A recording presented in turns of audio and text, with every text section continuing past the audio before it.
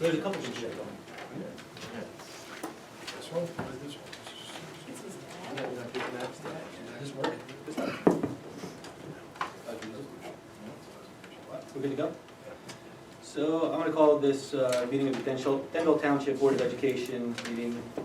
This meeting of the Denville Township Board of Education is being held in accordance with the Open Public Meeting Act. Notice this meeting was provided to Daily Record and or Star Ledger of Morris County, has been delivered to the Township Clerk and has been posted on the bulletin board of the Board of Education office and each of the school buildings in the district. Roll call, please. Mr. Anderson. Here. Mr. Capello is not here. Mrs. Lindsay. Here. Mr. Cass. Here. Mr. Duarte. Here. Mr. DeLuna. Here. Mr. Napoli. Here. And the pledge of allegiance. Pledge allegiance To the flag of the United States of America and to the republic for which it stands, one nation, under God, indivisible, with liberty and justice for all.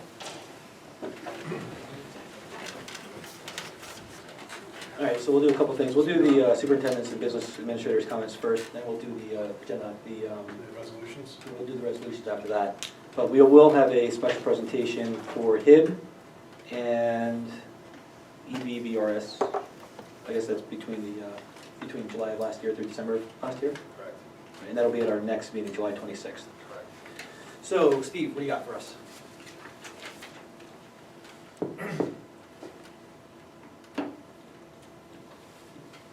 Welcome, thank you, welcome, this is on. Keep the applause down, please. So we have Paul Iantoska, our principal from the middle school here, and also our appointee here, who is Seth Corman for the vacated position of vice principal of the middle school due to the resignation of J.R. Dalala. Thank you, and welcome for coming. Thank you for coming. I talked a little bit about our challenges last week in our reorg meeting. Again, we do have budget challenges. I think we're always going to have budget challenges. I think if you're a public school in New Jersey, you're going to have budget challenges.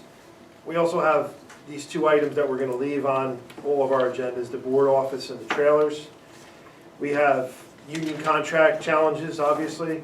We have this oil cleanup issue at Valley View. We have some technology issues, and then also, if you noticed, I didn't really mention anything about curriculum in any of those. So it's really areas that are important, but not directly related to curriculum. But I think that also is a testament to the fact that our educational processes here are moving forward in the right direction. With the leadership of Dr. Cullis and the principals, I really feel like our educational program is really going in the right direction. We have challenges in those areas too, but I really feel comfortable that we are driving forward and doing the right thing, and the reader's workshop and the reading coach. It's just it's a great opportunity for us, because right now the most important thing we do is covered. It's being covered, and we're moving in the right direction. So I think that's really important. We are going to look into having a summer program this year for some type of an enrichment program, maybe even offer a course this summer, a regular course like Morris Hills Regional does. I will have a meeting with some teachers and see if they're interested in developing some type of a course. The way I envision it is maybe a couple 2-week courses. Maybe if I get everything I'd like to see some kind of a hybrid, maybe 2 weeks in class, 2 weeks online, get the kids used to working online, like a course online. We could possibly offer a course like the pre-algebra to move some kids into that algebra track. We might be able to do that. We also could do some type of a intro to the bio course that we're trying to offer for next year. So we're investigating a couple of areas. We're waiting to hear back from the state on the bio course, and when more news comes out about that, we'll keep bringing it to your attention. Another thing is, the New York Yankees camp is official, so we will have them here in July. And we are also set to have what's called ALICE training here at Valley View, July 7th and 8th. It's an international school security program. And the good thing about it is they're trying to break into New Jersey. So if we offer our facility and our help getting it off the ground here, they'll give us spots for free. So we won't have to pay anything for it, but we just give them 2 rooms and they'll give us a few seats in this program. That's the one I went to with the chief down at Lakewood. It was pretty interesting. It's all common sense types of things that you could do during an emergency. So one of the things we talked about was, if you're in this room, for example, and you see that glass right there, and if there was a person outside that was trying to do harm to people with a weapon, gun, whatever, and you lock those doors, I mean, obviously, you see a lot of glass there. So the way we currently do it is we would lock that down and probably hide over there by those bookshelves.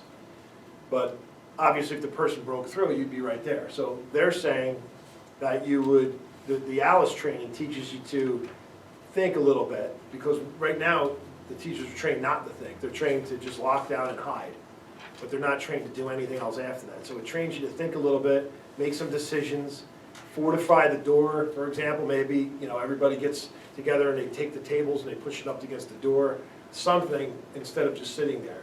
And this comes back from the Sandy Hook case, where the people were locked in a room kind of like this, and you could see how the person shot through the glass and came in and definitely did a lot of damage and harm to people. So it's really nothing more, if you think about it, I guess the easiest way to say it is it's really a common sense way of giving people permission to do something other than just hide. That's basically what it is. I mean, if you think about it, he showed us some really simple things, like using an extension cord to lock the door on a door that's not a lockable door. Wrapping it around and pulling it. It was pretty effective. The person couldn't break through, which was interesting. And then he showed, simple thing like lifting these tables up and leaning it against the door, and then really disrupting the person with the weapon. Another thing that I thought was really interesting that I took out of it was the people who do this are not trained assassins or anything. They're kids, or somebody between the ages of 15 and 19 is the majority of them. They don't have any type of combat experience. They don't have any weapons training, anything like that. So the things that he talked to you about was, it's impossible for somebody with no training like that to do as much damage as they do if you do something back. So like it was interesting how he had the chief. So the chief has been a police officer for 25 years. He has a lot of experience with weapons and all this. And he had the chief holding a fake gun with a laser on it at somebody else. The chief was the assassin, and the person with the other person was there. And then just a couple of us took these foam balls and hit the chief in the head with it. He could not keep the ball. He could not keep his gun straight. As a matter of fact, he had him with the laser, and the guy just behind him yelled in the chief's ear really loud, and it moved a lot. So it was interesting how it shows, like, if you get somebody out of their rhythm, like they're not expecting it, you do something different to them, that there's a chance that you can stop it. And all this stuff is hard to talk about, I know. And the first thing he said was, this is not about, eliminating the threat, it's about minimizing the threat. Meaning, if somebody breaks in the room and 25 people get shot, maybe if you do some things, maybe 3 people get shot. And these are hard things to discuss and think about, but it's an international program, and the chief is 100% behind it. He thinks it's really excellent. We'd like to just do this slowly, introduce something else to the staff other than just hiding. So that's where this comes from. The good thing about it is this is that security committee in action. That we have that security committee, it keeps going on. But some action items came out of it, and this is one of the action items. It was a different way of training the staff to deal with some type of an emergency like this. That's my report for today. You got John? I just wanted to mention that we are now in full budget mode in the business office, and looking forward to putting together a budget with the finance committee. Maybe the end of the month we can schedule a finance committee meeting to go over a preliminary budget for presentation. That's all I have. Thanks. Everything's fixed, ready to go, no problem? The heating was a challenge last week. Riverview is in good shape. It ended up, we had to bring in both the control person and the boiler person, they worked together and they brainstormed, and it ended up being a control issue. So we are making some repairs, picked up some parts today for this building, and Lou was in working here, and we're moving forward with that. We have a couple other things. Seems like, you know, you never know, you're only a phone call away from something this time of year, but we're in pretty good shape. I know we don't know, I mean, you guys weren't here last year, but last year we had some pretty frigid days for maybe a week or so. Did we have any issues like this last year, or is this something new that popped up? I couldn't really say. I mean, the guys aren't saying, in the fall when we had our challenges with the rooftop units in Lakeview especially, they said that was unusual. But, you know, again, the river, we've had a lot of issues this year. The rooftop units are, what I'd like to do is have the guys, once the weather gets a little easier to handle, is go up there and almost take like an inventory, if you will, of how old these units are and what the expected life is of these units. And then, you know, we'll have to start planning from there. Well, the good news was, the one room in Riverview that was 45 degrees, the teacher asked them to lower the heat today.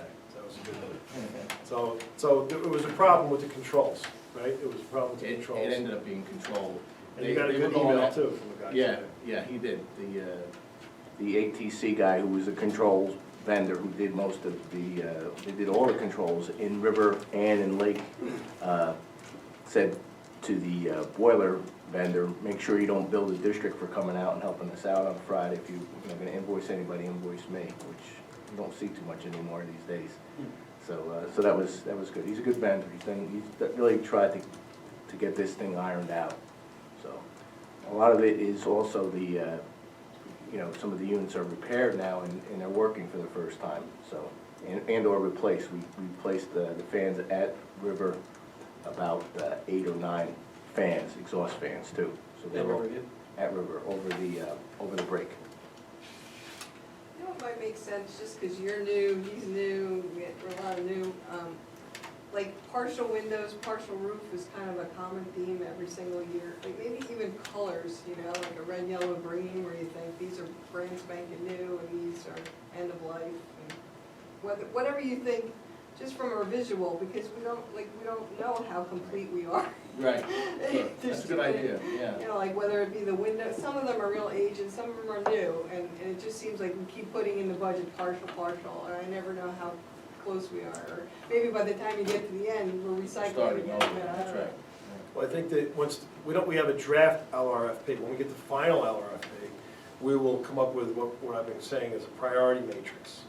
And we'll have things on there with the intent, what the architect is saying should be replaced, things like that. By building and by project. I shared with you a draft, and I shared with you what I thought were priorities. And we still haven't received the final LRFP from our architect, but once we get it, that's the plan. It's good. All right, so at 7:44, I will open up for public discussion. You'll have to come to the podium, state your name and address for the record. And sign in, please. Kevin Scollins, 12 Magnolia Avenue, Denver. Speaking about your heating and cooling systems, I've been hearing a lot of issues for years where it seems like the school always has problems with heating and cooling and mechanical systems. So I'm wondering if you folks ever have somebody come in, some kind of an inspector or somebody who can evaluate the systems, who's not trying to sell you, of course, something. That's what's important. Because if you don't have a good maintenance program on your heating and cooling systems, or all your mechanical systems, you're going to have a lot of problems. And I'll share with you some of that. I ran the facilities for the largest 2 million square feet under roof facility for 21 years. When I started there, I remember the first day I landed there, there was a big old manufacturing building in it, and it had a huge loading dock all across the front, and it was lined up with basically compressors and other equipment that was going out to get service. Well, the reality is that everything was pretty much broken because nobody knew how it should work to start with. After I was there for about 2 years, we reduced the amount of compressors that were going out to 0. Once in a blue moon, we would lose a compressor. I would do tours. I would look at air handlers on the roof and all over the place and find out, just walking past them, I could tell by the amount of vibration that they weren't maintained properly. If systems are not maintained properly, from lubricated, clean, condensers are not clean, you're going to lose them. You're going to lose them all the time. And the reality is, a good maintenance program is that stitch in time that saves money. Thank you. Thanks. I think a lot of what you're saying is absolutely accurate. I know that with Steve and John here, they've spent the last X amount of months going through, first off, where we're at. And I think a lot of the conversations that we've had thus far have been sometimes the hard reality of it is that some of the things haven't been maintained the way they should, as they've been finding out. To their credit, I think they've done a fabulous job of being able to identify and remediate a lot of those issues thus far. Certainly a change in the attitude, at least, towards making sure that we can move down to the way that a $120 billion company probably runs its systems. But so far, I think we've seen a fast improvement on the way they're doing things, and hopefully we'll start seeing a decline in a lot of these maintenance issues. You would be amazed at how poorly $120 billion companies are. I can imagine. You made a point about having somebody come out and telling us, one of the things of the long range, the LRFP stands for Long Range Facilities Plan. One of the pieces of the Long Range Facilities Plan is an audit of all of our HVAC systems. So that is on this document that we're waiting for, the final document from the architects. Now, there's like another level of this that we could do, a whole in-depth mechanical study, which we will be doing through our ESIP for free, which is great. So the ESIP program will do exactly what we're talking about, a level 2 audit. So that will be better. So we already had the level 1. We'll have a level 2 investment grade audit through whichever engineering firm we decide to choose. John is preparing the RFP for that to go out to bid for the services of this company. But the great part of it is it is paid for by this ESIP program. So some of this stuff is in the works, is what I'm trying to say. Any other comments from the public? No? All right, at 7:48, I will close for public comments. Now, on the recommendation of Superintendent, we're going to move on a couple action items, specifically the addendum. And I guess while we're doing it, probably the item in personnel to be moved, right? Correct. So, Don, do you mind moving the addendum and the, I think it's number 1 in the agenda, please? Okay. Just only one item, right? Yep. Okay, so I will move A, personnel, to approve the new hires as noted on below. That's on the addendum. We also have, On the agenda too. I was Don. gonna say, I'll we read have it. 1 resignation. What was that? I was gonna say, I'll second it and just clarify, it's resolution Okay. 1A on the main agenda, B and C on Okay. the addendum. Right, perfect. And we do have a second from Mariana? Yeah, I'll second it, 1A, B, and C. Any discussion? I mentioned to, I think a few of you, Mr. Corman, Seth here, our prospective vice principal, is a Parsippany guy that actually I've known. Don't hold that against the guy, but I've heard some great things about him so far. Fortunately, we've got some good vetting in process. In my report, if you got a chance to see it, I gave an explanation of the process we went through to bring in a person and what we were looking for. So, any questions about B? And C, it's the first time you're saying it. Sometimes personnel happens like that, and that's just the way this is happening. I didn't think it would be smart for us to put off for another 2 weeks and to not have these services, because we've had a lot of problems in these I was areas. saying, we've needed this for a while, so. Yeah, we really have. We had two resignations of speech people in the district, and one of them was a I don't want to say a string along, but one of them wasn't like a clear cut. It was, I'm going to take a month, and I'm going to take another month, so you can't replace until you get the final resignation. So it set us back a lot in our services.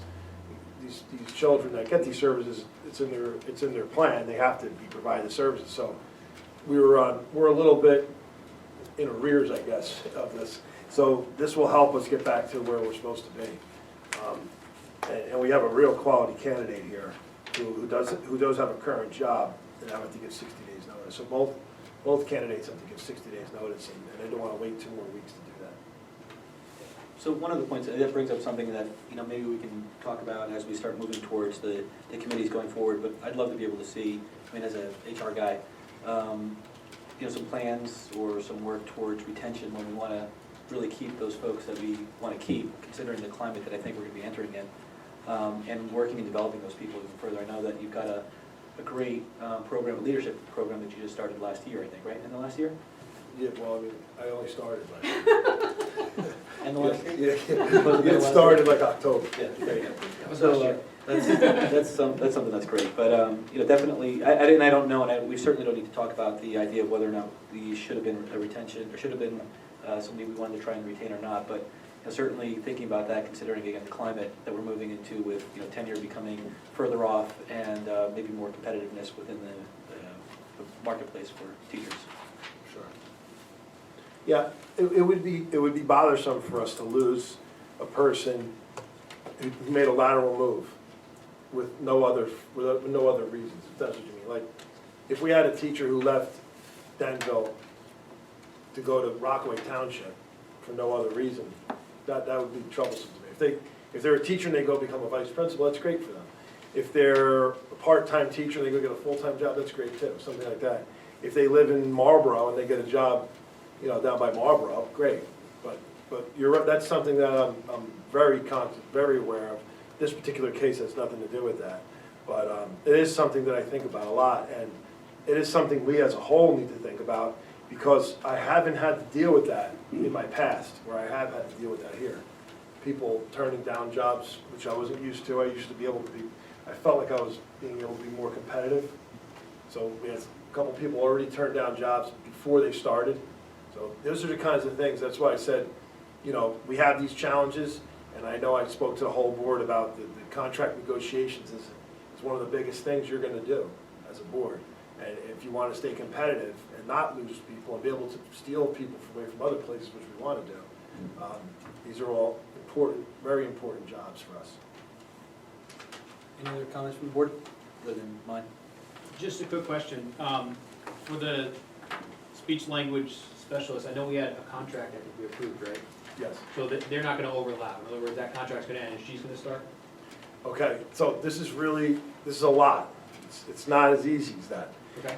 All right, so we had a speech teacher who did that kind of slow resignation. What we did was we went with a service for that person. So that person for the service, right, what we did was we pretty much hired that person in March. So that's a separate person. This person is another totally different job who resigned, was out on maternity leave, resigned, and didn't come back from maternity leave. So I had to replace. But you're correct, we did hire 2 other things to kind of replace this. We hired a service for 3 days a week to do part of her job. Then we hired somebody who just works 2 days a week for us, not from a service, on a per diem basis. There might be a little bit of overlap. The only reason there would be an overlap would be, and it would be a good thing, was to catch up. Because what's going to happen is, when like every week goes by and you miss 50 therapies, and you miss another 50 therapies, those kids are entitled to those therapies, so we need to make them up. If we don't make them up, we're going to have to make them up in the summer. So some way or another, we're going to have to make them up. So actually overlapping in this particular case would be a good thing, and it would be the right thing to do for the kids. plus also to keep us in compliance.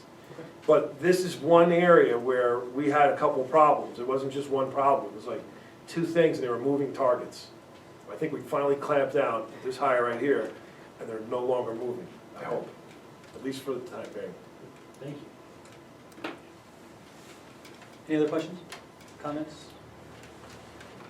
If none, roll call, please, John. Mr. Anderson, Yes. Mrs. Lindsay, Yes. Mr. Cass, Yes. Mr. Duarte, Yes. Mrs. DeLuna, Yes, Mr. Napoloni. Yeah. Thank you. So welcome, thank you so much. Congratulations, welcome. We're very happy to have you come on board. Thank you. Thank you. Thanks. Great. So. All right, we did that so 60 you guys days, can get we'll out of see here. you. Hey, can I just make one note real quick? I don't know if I just want for the record. We know when I started, things were a little crazy. Mr. Dalala was the utmost professional when he could have allowed everything to go sour. And he could have, said, okay, you're on your own ball, and he was the utmost professional, and he's been the utmost professional in leaving as well. He's making sure all the ducks are in a row, he's making sure he's making folders, he's making sure, so I just want to note it for the record that he's been very professional in what he's doing. He could have just said, okay, Denville, I'll see you later, and he's not doing that.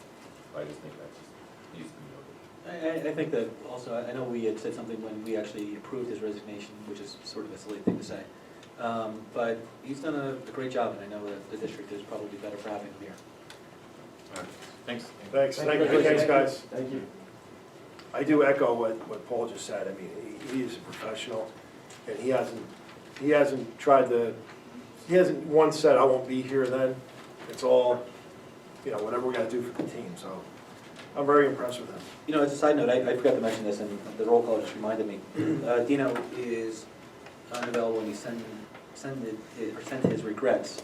He had a family emergency that he had to attend to, and we hope him well and his family well, but he couldn't be here tonight.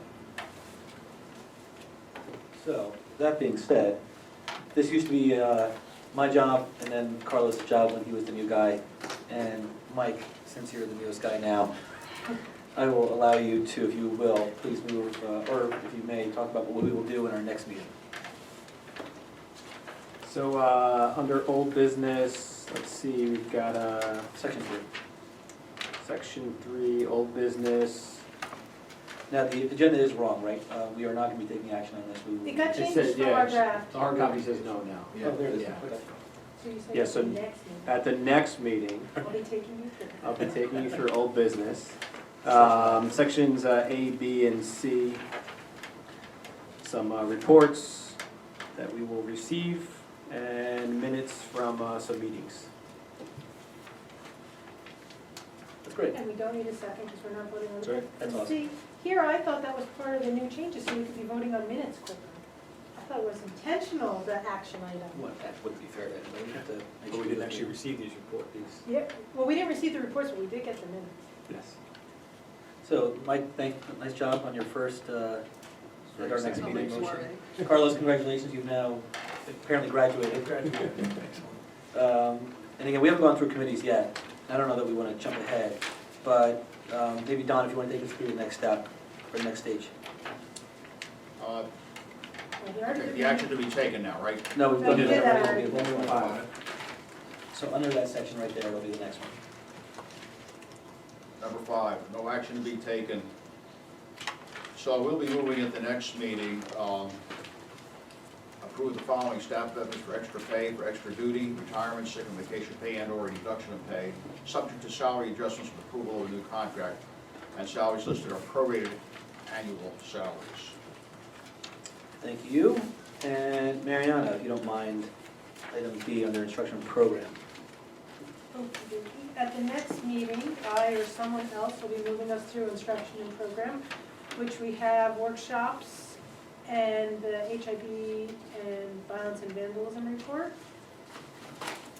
on the agenda at the moment. And if you don't mind, C as well. Certainly, at the next meeting, someone will be moving us through policy, which will include an adoption and second reading of the Regulation 9202, Safety and Civility, and the first reading of the 3 policy and policy and regulations. So I guess there's 5 new first readings. Thank you. Thank So you. I have a question Ask about away. policies, which I know, and the agenda tonight, when you make the appointments, reflects the fact that we no longer have a policy committee.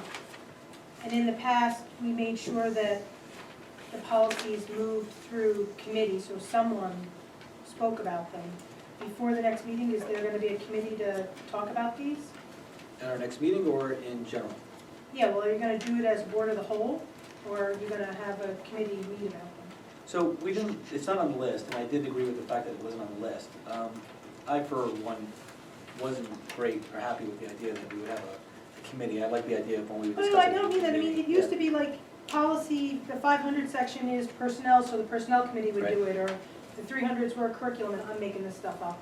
And so the curriculum committee would handle them, and the ops committee would do the ops section. So we don't have a policy, we don't have a committee meeting before then, but I guess the only one that's being adopted next week, right, is it next week, or the week after? The week after.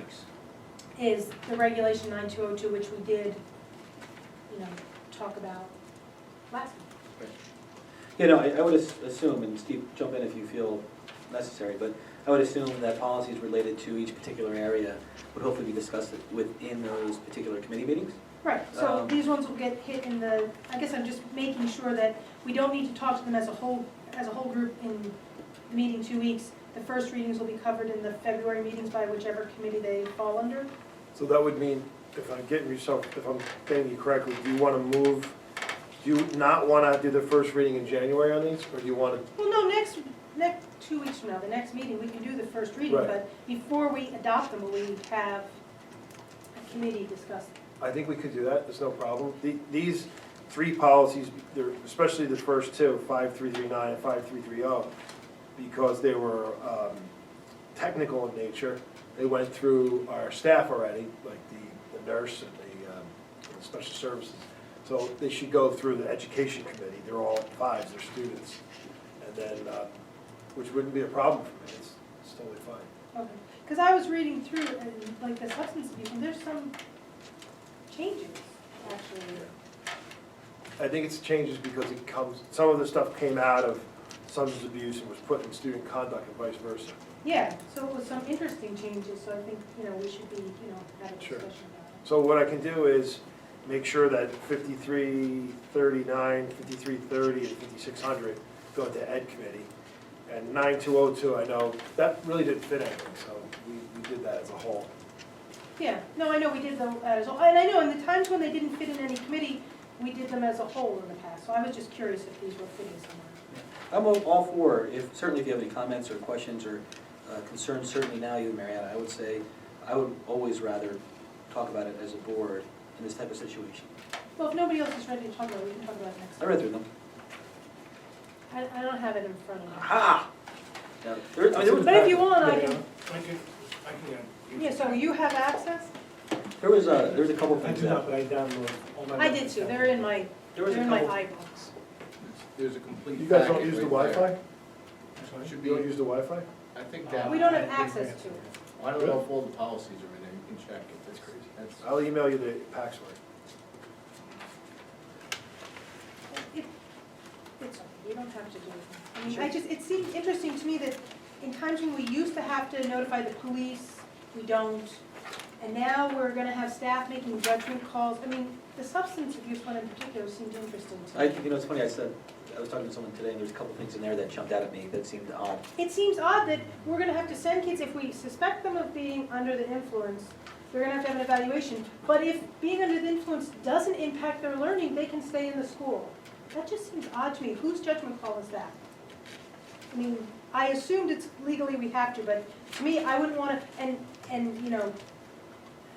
I didn't get fully through the regulation. Maybe it tells you exactly it just seems odd. These are changes in the code that came up. but- Yeah, and I know we don't get a lot of say when it's the administrative code, what we have to do. It just seems rather odd. Yeah, no, I think that's the right wording. And, there was a couple of things in there, like, I didn't see anything, I saw things about steroids, but nothing about, like, tobacco. Just, Well, that's a different policy. oh, really? Because the steroid one isn't there.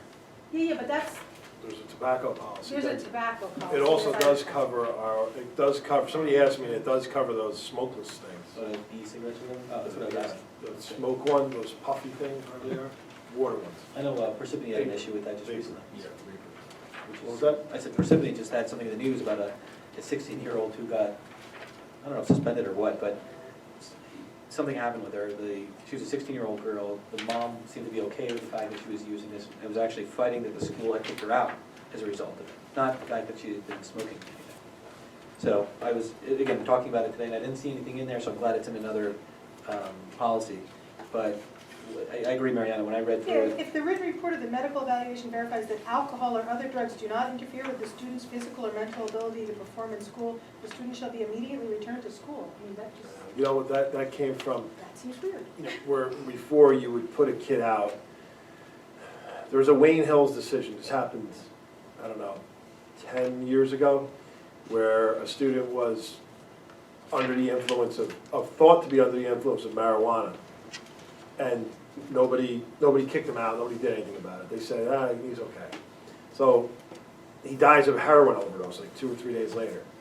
The parents made the case that they could have stopped this because 3 days ago he was under the influence of marijuana, nobody did anything about it. So then everything came crashing down, where any kid looks like anything, you send them out. Sometimes when you send them out, though, it could be 10 days because the parent doesn't take him to the doctor or whatever.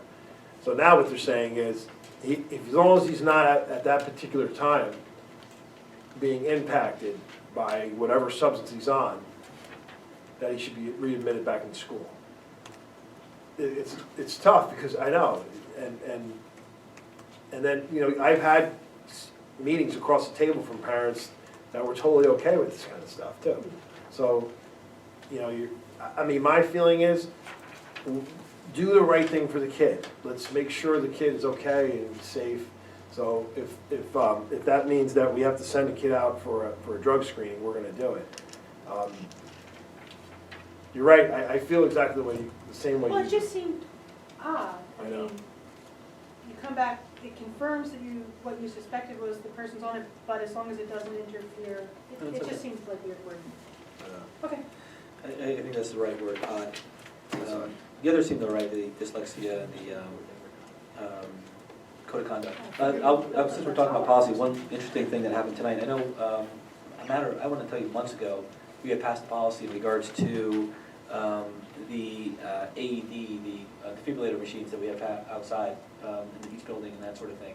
And I was talking to another administrator in another school today, and he had talked about the fact that, you know, when they had to do it and train everybody, and everyone rolled their eyes and they went through it, but it was actually at Knowles. And the Knowles just had a basketball player collapse at a game, and thankfully the assistant coaches were trained on exactly that because of this policy. They weren't able to revive him via CPR, and they had to put on the AED machines on him, and they were able to revive him. And it was, you know, both of us just looked at each other and said, well, I guess these policies do make sense sometimes. But, you know, I guess as odd as some things, I know I probably looked at that one and said, well, we gotta pass this thing. But I know, I guess this is a great example of how sometimes these things do come to fruition. Yeah. He's only alive today because of that. Yeah, I think he was just released from the hospital today, as a matter of fact. Wow. There's a story there. Jeez. So, there you go. So that's policy. Any other comments, any other questions? Michael, would you mind answering nothing? Down there? I'm stealing the policy packet and bringing it home. It's all yours. And I love policy. John, you good with that? You can steal it? And Kate. Yes. All right, operations. Carlos, you want to take us through that? Sure. Not much there. 2 weeks under operations, We may or may not do something. nothing under transportation, nothing in the buildings and grounds. Nothing there. I will be doing nothing in 2 weeks on Maybe, maybe not. We don't know. this, according to this agenda today. Potentially you may. Well, hopefully you'll be prepared and ready to go. And Barb, finance, mind doing that? Thank you. At our next meeting, for finance, we're going to approve checks and budget transfers and field trip requests. We do have an overnight field trip, which is not common here. Cheerleading. We only do 2. And I did provide you the plan in the email Friday, because that's part of our policy, that they have to have a plan, a security plan, when they go on things like this, so it was attached. This trip has been going on for a while, so I think it's an important trip. I just wanted to highlight that it's an out-of-state overnight trip. The only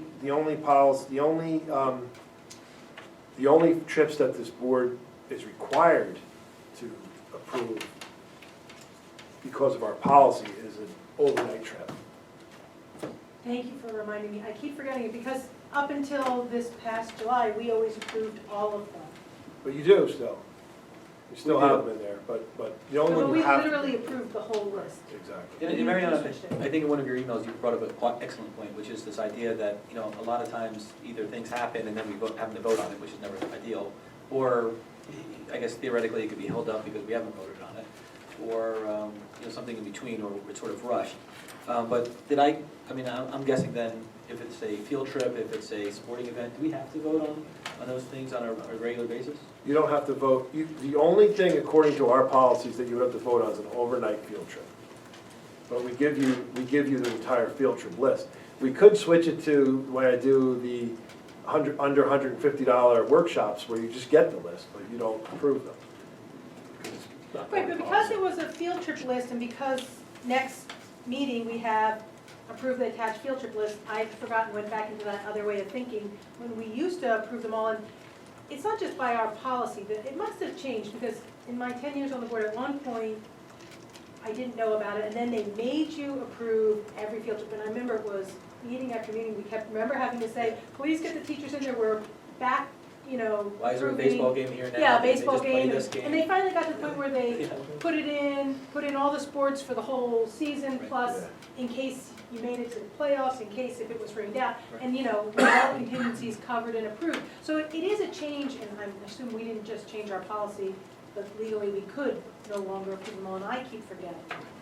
I was just concerned, I didn't want them not to get to go because we didn't, and I forgot that we didn't have to approve. John, Yeah, I would just like to offer that, I think as a matter of practice, it's a good thing to approve all the field trips as, you know, as per an attached list. It documents them, it memorializes them in the minutes, and unfortunately, if something would happen, it would help us that we approved it and documented it for our insurance purposes as well. You know, people get hurt or whatever on these trips. So I would respectfully ask that you continue to prove them the way you do. I think it's a good matter of practice, you know, and to prove. Well, One and that's blanket basically form. exactly what I asked in my email. If they go and it's unapproved, what are the consequences? Well, And we're you're still within saying- our policy then, on what it sounds like. As long as it was an overnight. So are you saying we should change our policy or just continue to approve a list? I think we should just continue to approve the list as a matter of practice, that I think it's a good thing to do. well then, yeah, I just don't want to get logjammed like at the end what Mariana had brought up, which is, you know, this idea that, you know, something extraordinary may have happened where somebody needs to go on a field trip tomorrow, or let's say next week even, and for some reason they can't go, and there's some great value to it because we haven't approved something. I think that's sort of a silly way to do it if our policy doesn't force us to vote on every single field trip. But I recommend just going the way we're doing it. We'll give you the list, you can approve it, but if it's not one that you have to approve, you might be approving it after the fact. Right, and at least we approved it after the fact. Are we okay with that, all of us? Yep. You're wondering why we have to go through the exercise of voting on something we Yeah, haven't voted on? if, we're looking to cover ourselves and make sure we have, you know, for, you know, documentation purposes, in case somebody gets hurt. If we're proving after the fact that somebody was hurt already, is that really doing anything? If we're within our policy, we don't have to do it. Is the insurance company gonna say, sorry, you guys didn't approve it? I'm trying to understand, because if it's okay one way and we follow our policy, right, but it seems like there's gonna be times where things might happen and we don't approve it, and then what happens? Well, the good thing is, the way we're doing it now, it'll be very rare where you'll have a field trip that's done after the fact. It's just a rare occasion. It's not gonna happen all the time. Normally, you'll get it in advance. If you wanna change that, where we just do overnight field trips, So it's just overnight, not out of state? it doesn't even say out of state. I looked at it again today. So technically, a trip to New York, you wouldn't have to I mean, We always have, but you're saying that's Right. just because, Our policy doesn't require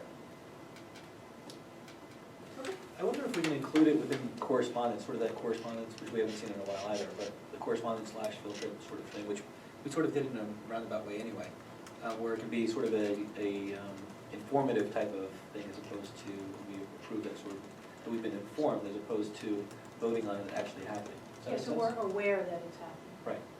Which is the same way you do. And that would sort of cover something that may have happened in the past, also keep us informed of what's happening in the district and any issues that may arise from that.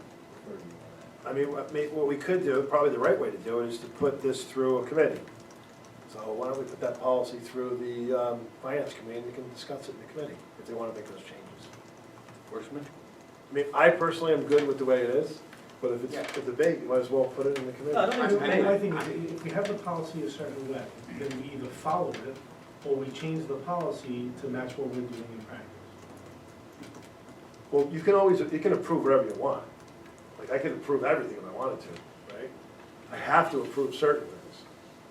I don't have to do But others. So listen it's to not what like, John said, right, about just as a matter of practice, good housekeeping, insurance purposes, those are pretty big ticket items in case somebody did get hurt. So I'd want to do the right thing, what we're obligated to do all the time on something like that, when we could, face damage. Have exposure.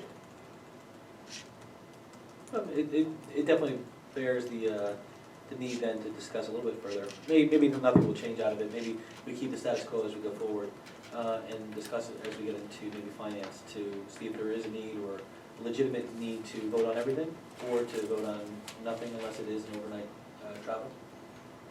Or does it move into more of an informative type of situation where the board is kept up to date on field trips and excursions that may be happening, but isn't necessarily something that we voted on in specific?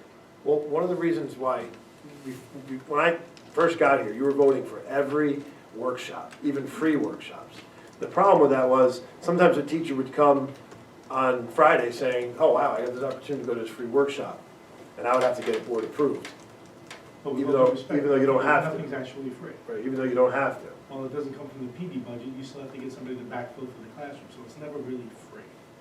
Okay? Well, that's not Potentially you always might have true, to. but yeah. And potentially, the person might be, eligible for mileage reimbursement and lunch if it's far enough away, right? So nothing is in theory free.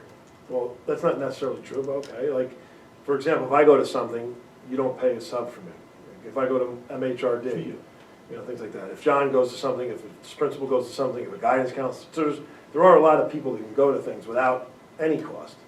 But the policy and the regulation, the accountability regs are, the cost has to be $150 for the actual event, not counting the sub cost. So if it's $150 with $5 travel, that's $155. That would have to be approved. So we were approving all those in the past. Now what we're doing is I'm informing you about those, and we're approving anything that hits the $150 mark. Yeah, and I know I, for one, when he changed it, was glad that we're still being informed, so we're aware of where our staff is getting training, because you're right. There still are, and I know it first, before it ever comes to the board, it gets approved through Dr. Cullis and yourself, so that we know that it's in the theme of, when it comes to staff training, it's where we want them to be trained, it goes along with our initiatives, and it makes sense to pull them out of the classroom, because if it is a classroom teacher, there, as you said, there's a cost to that. And I'm not just talking about the $100 for the sub, I'm talking about the not the same caliber of classroom instruction going on Sure. as when the teachers are. Soft costs. So I would like to at least be informed, because it's good for us to know what's going on. We also didn't have that in place, so when I got here before, Sandy did not approve those. I felt like it was very important because Yeah. she controls, It was a wonderful Professional thing you development. instituted, as far as I was concerned. so she has turned down. So we've had discussions about this. We consider Amy Rossi PD. So that's our reading coach. So Amy Rossi is also professional development. So if it's not related to Readers or Writers Workshop or some other district initiative, we've turned them down and sent it back. So I think that's there's a great. process in place. It's not just about the money, it's about the disruption to the classroom, but it's also about, our district is moving towards Readers and Writers Workshop. So if if you're trying to go to a workshop that doesn't have something to do with Readers and Writers Workshop for literacy, we're gonna deny it. Same thing, our math program's Envision Math, if you wanna go towards something that contradicts Envision Math, we're not gonna approve it. So we have a process in place, and it's, I think it's effective, it's definitely been effective. And once we get to this, where if your evaluation is tied to professional development, that's what we wanna get. So in other words, you identify an area in an employee's evaluation, that's an area of improvement, that the only professional development they should be able to go to would be something along those lines, unless it was some other district initiative. Well, I think, Marianne had said the right words. The fact that we're being informed, I think, is always important. I think, obviously, following the policy, I would encourage us to probably continue following what our past practice has been until we've discussed it maybe a little bit further with the committee. And then, if the need is to change it, to make things a little bit more streamlined or efficient, or to maybe follow the policy to the letter of the policy, then we can make that adjustment as we go. But in the meantime, we'll keep status quo. I know a couple of meetings ago, we had asked John, and I thought we all agreed, and I think John accepted the responsibility for it, was you would, providing us, you would give us the total cost, right? Potential mileage, lunch reimbursement, the cost of the teaching, knowing that we couldn't vote on it if it wasn't for PD purposes, because of the different budget areas, if I remember correctly, when you were gonna work something out, said we can be informed and stay on top of all those things. Well, as the only one that's on for approval is an in-district workshop, so there won't be any expenses needed for that, but we're gonna work on that as they come in. Great, thank you. Sure. Yeah, I think to Carlos's point, I think it brings up a valid one, is this idea that, it made me really even more aside from what Mariana's talking about, which is that the instruction within the classroom, number one, is no longer the same once a teacher is outside the classroom. But there are these other costs that we've spoken about, and I think Carlos and I actually spoke to you about having some sort of sub number underneath the, meaning like not a sub necessarily, like a substitute, but a number in addendum to the actual cost, which would include the projected cost for mileage or reimbursement for lunch or sub costs and things like that. Yeah. Which I think is important for not only the board to know, but also the public, so that. Matter of fact, that's part of the accountability regs, is to include not the sub, but the costs, the other costs related, like, for example, the mileage and tolls, anything like that.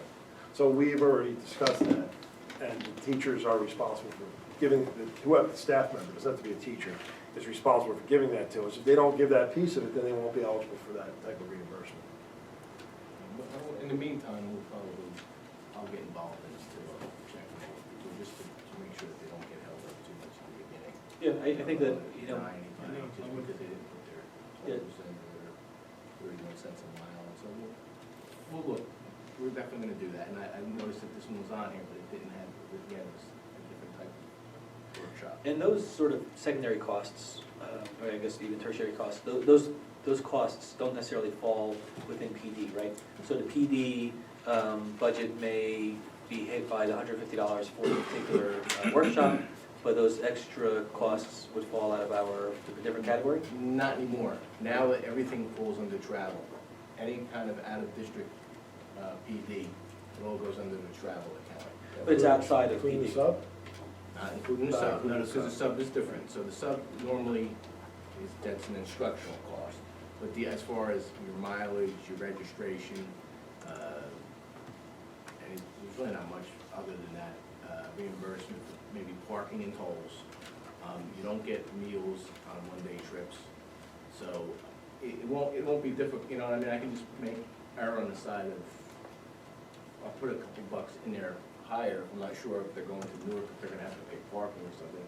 But if they're, you know, if they're going just to an event that is just the 31 cents a mile, it won't be difficult to do that. Throw it in the map west, you know, some people put in for it, some don't. Right. You know, I don't know if that, putting it in there is gonna make them, put in for it or not. Well, you know, the last part, I would say on this is that, you know, and it sort of brings us full circle, is that, you know, especially when we're talking about budgeting and you know, how thin those margins generally are. And certainly coming this year is gonna be difficult. But, you know, if we are budgeting X amount of dollars towards PD, the PD expenditures, as far as I'm concerned, would actually probably exceed that, because we're not including within PD these other costs, like a sub or travel or some of these other things, right? So if we're spending X dollars on PD, in all reality, when we include all these other soft costs like Carlos was talking about, you know, that number probably, what's being actually used towards PD is actually probably insufficient in many cases. Or I should say, it's the dollars that we're spending probably exceed what we're putting in the PD budget because the costs are being deferred into other categories. Yeah, they are budgeted for. They are, and I don't mean it that way, but it would give us a good, because we may be spending, I don't know, $50,000 on PD, but in all reality, when you factor in the subs and the travel and the, all these other categories, the cost may be closer to $75,000, I don't know what the amount might be. But I think it's important to know. So you want to track the sub cost as a separate component to try to tie it all out together? You just want to know what the cost is, because then to do that, if that would take, you know, I'd have to get involved in a way to try to track what the subs cost and put that in a separate area and then add that to the. I think, Sounds like- I don't want to make it overly tough. Yeah, it sounds like a lot of extra work, right? When we budgeted, have we been over budget in the substitution category, have we been over budget, you know, in mileage reimbursement and everything? I mean, we know there's a cost, you know, am I gonna vote no? Because, instead of, you know, $250 for the course, it's gonna be $265 with the mileage and, But you know, it seems like a lot of extra. I have a work to pull all suggestion. that For me, stuff out. it's about the public knowing, but the public knowing, you know, how much we're spending and how things are being spent. Not so much for me, I could just add the $100 and, okay, that's how much our sub costs. I have a suggestion that I'd be comfortable with. We can add an extra column that'll say sub required, yes or no. I don't want to get into what the cost is, just sub required. It's Yes or a no. lot of work. I was And, you thinking know, in reverse, like maybe when you bring subs in, do we put like a bucket as to, like if it's illness or? Because like in negotiations, that would be beneficial. Subs? Yeah, No, because we don't to know that know. soft cost, what percentage of the subs were for PD and, or, Well, yeah, we actually track that down on the teacher's evaluation form. We do not count PD days though, because those are days that we request them to do something. But we count sick days, personal days, family illness days, things like that. We don't have a cumulative, a category for subs for PD or subs for sick or, it's all just a sub. I could run it from a different account though. It wouldn't be a finance thing, it would be it would be an attendance thing. We could run it from from that, the easy. attendance. Right. Yeah, As a you matter of probably fact, it's get- on well, all you the- get a rough, yeah. that's fine, you Sure. can get And then you that can, way. yeah, you can do it that way. Do we put a cap on the number of days a teacher can be out of the classroom for PD? No, and with the transfers, you'll never run out. I mean, that was the thing. I remember a couple of years ago with the spring trip and money was tight, like John was a little, remember, like we were like, if we vote no on something, you know, that could be devastating to somebody. But it was like tight at the end of the year, the whole big spring trip to DC or something, it was like, that was the only downside, I think, to voting, is if there's a chance that it wouldn't go through and. Well, my concern is we have the teacher out there potentially, you know, once a month taking PD, you know, being outside the classroom, what does that mean to the kids? You know, Or planned and unplanned. I think this That's is where all approved by. you have to understand that we have a process and that's why we deny them. So we make those decisions now of who can go out, who can't. Some people, if they're having an attendance issue, yes, you're right, they can. But then sometimes we may, you know, you gotta understand, we tie those to their evaluation too. So we can't expect, we can't put a mark in an evaluation and say, you must do these things to improve, and then not provide them with the resources to improve. So it's a pretty big picture. The only thing I can say on my side is this is really important to me, and I don't take any of this lightly. I think it's one of the most important things we do, and I would not be okay with wasting any of this. I sign off on all these myself. I question things. I send them back. I need more info, things like that. So I'm pretty serious about this. I don't just rubber stamp these. Yeah, and I don't want to speak for anyone here, but I don't know that that's necessarily the question. I certainly appreciate the fact that you're vetting a lot of that. You know, I know that, you know, in other conversations, we've talked about those types of things. But I think there's a legitimate concern or question mark that I think Carlos is bringing up, which is this idea that, you know, a lot of times when we may say something costs $1,000 and we vote on it as $1,000, that cost may actually be $1,250, you know, because of subs and things like that. And I don't necessarily think that that would change somebody's vote. I don't know that we would say no or deny teachers from getting developed or getting even further training to help us in the classroom. But I think it is important to know. I think there is some value to understanding exactly what the dollars go towards. You know, I think every time they get their tax bill and it goes up a little bit, they wonder what those costs go to. And sometimes it may be that travel is more expensive, and sometimes salaries go up and everything else. But being able to look someone in the eyes and say that this cost them $1,000 when it really costs $1,250 or $1,300 or whatever the number is, I'd rather be as transparent as we can possibly be. You know, again, within the idea that we don't want to overburden what is already an overburdened area, but if it's done in a simple way, you know, I think that's the best thing to do. Well, I have it on my list, we'll handle it. And we can add that column if you think if everybody thinks it's a good thing, we'll add the column that says sub required, yes or no. Well, it may be, again, something else to run through finance as we move forward. You know, something that, you know, as we're looking at every nickel that we're just going out there, and I know years where we didn't order more supplies or this or that, you know, it's good to know where those dollars go. But something else that maybe finance can talk through as we go forward. Would there be any classroom cases where a sub would not be required? Me, John, principals, guidance counselors, child study team members. The classroom, obviously. Most classroom teachers, yes, but maybe there's a possibility if you have two teachers in a room, like an in-class support teacher, it's possible that you wouldn't get a replacement. That Columbia, Sometimes. the work that was done at Columbia, that was over the weekend, I think, right? So that didn't require subs. Wasn't the, yeah. Some of it was Friday, Saturday, but some of it I think was during the school year too. Right, you know the one. Yeah. But anyway, something to discuss. I think it's, Yeah, if you have bulk, you know, 3 or 4 doing the same, and then it's times 3. it's something to discuss. Thank you. Work out. So, One last thing. sure, before we move forward. Yes, thank you. And I may have missed it, so forgive me. So does anybody have the backdrop on how the cheerleaders got invited to this? Did they, They have to win something. yeah, so I mean, Every year for the last 10 years. did they invite it down? So it's just an invitation, they didn't actually, I don't know what they were have to actually do. recognized, they Yeah, actually wow. did well, like I top don't 3 remember or that something. last year. They have consistently done well. I would They were assume down that there. you, Yeah, they've been there a year. Yeah, they have to win some regional tournament to get it. and it's serious, I pal. don't remember the fall of the Google it. I think they won the competition one year, or they placed Few years in the top ago. 3. There You're was a right. picture in the newspaper and everything, yeah. Big I deal. think they go to this every year, don't they? They may, but they Yeah. do well at this Invitation. competition. Yeah. It's, That's what I'm saying, they've been invited the last 10 years at least. Yeah. Did they go every time? I believe so. This is self-funded, by the way. They do a lot of fundraising to pay for this. That's great.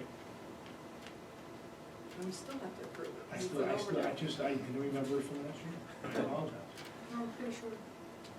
So committees. So this takes us to the reorganization part of the evening. So going forward, we'll be able to be a little bit more in line, and I guess in advance of going through all this, Steve, you would, I guess once we get this all set, we'll start working through trying to schedule committee meetings going forward, working with the chairs to determine whether or not they need a monthly meeting to begin with. I guess secondly, whether or not we can start moving to some of these to be via conference call at a time that works well for the committee. And then, I guess C, just try to get them on the calendar. Yep. Good. So, in putting this together, I spoke with Barb a few times, trying to figure this all out, and I appreciate you all sending through your inputs. I'll tell you the one thing that I think that really, I guess I want to get this part out of the way. To me, John and Seth, who are no longer in the board, were very, very influential, A, and I think very informed, and B, and I think that the idea that they were coming off of the board was significant in the sense that you were losing a tremendous amount of experience. And I'm confident that Mike and Dina will pick that up, but the problem was that there was not this sort of cross-function. I've spoken to a few of you over the past X amount of months, this sort of cross-pollinization, this cross-committee work, or at the very least, having experiences, having knowledge, having that sort of firsthand experience within those particular committees to be able to understand some of the particulars that a lot of times we vote on, maybe not to the point where we may be experts, but at the very least we're able to speak to those things and have an informed background in that. In addition to that, what we wanted to do is, or I'll say I wanted to do, was make sure that Mike and Dino were in areas that were important, as well as being able to get them up to speed as quickly as possible. And the third part I would say is that, you know,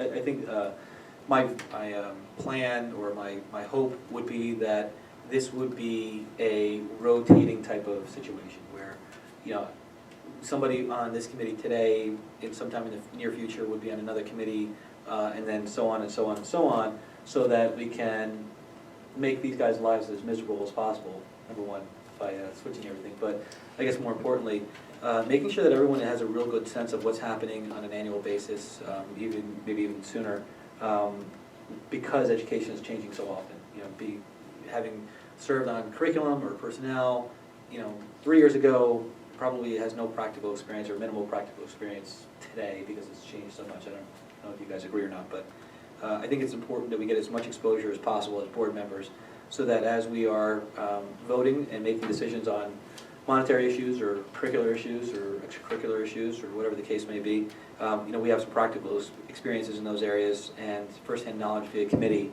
to be able to make an informed vote. So, all of that being said, I did take a lot of your comments into account, but again, more importantly, I tried to think through how we were going to sort of structure things. And the first was this idea of the structure with personnel and curriculum together, and buildings and grounds and finance together. And I knew finance was obviously the most important, but how one tied to another was sort of almost random.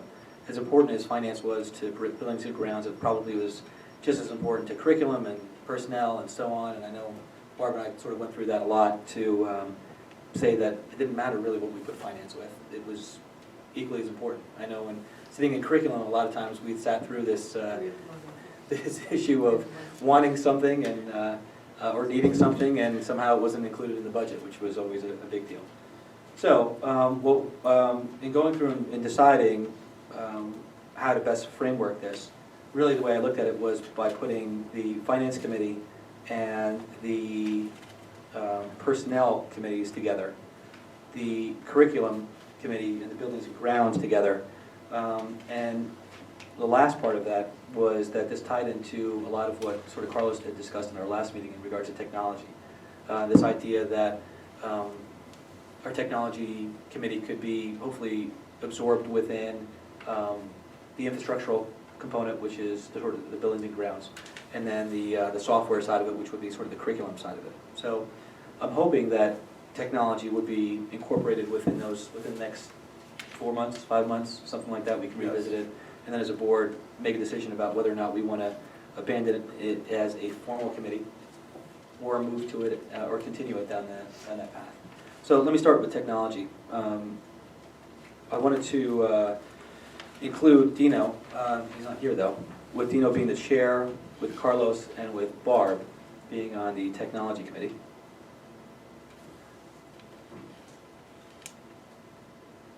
With the buildings and grounds, which, and we have the transportation, which I still don't.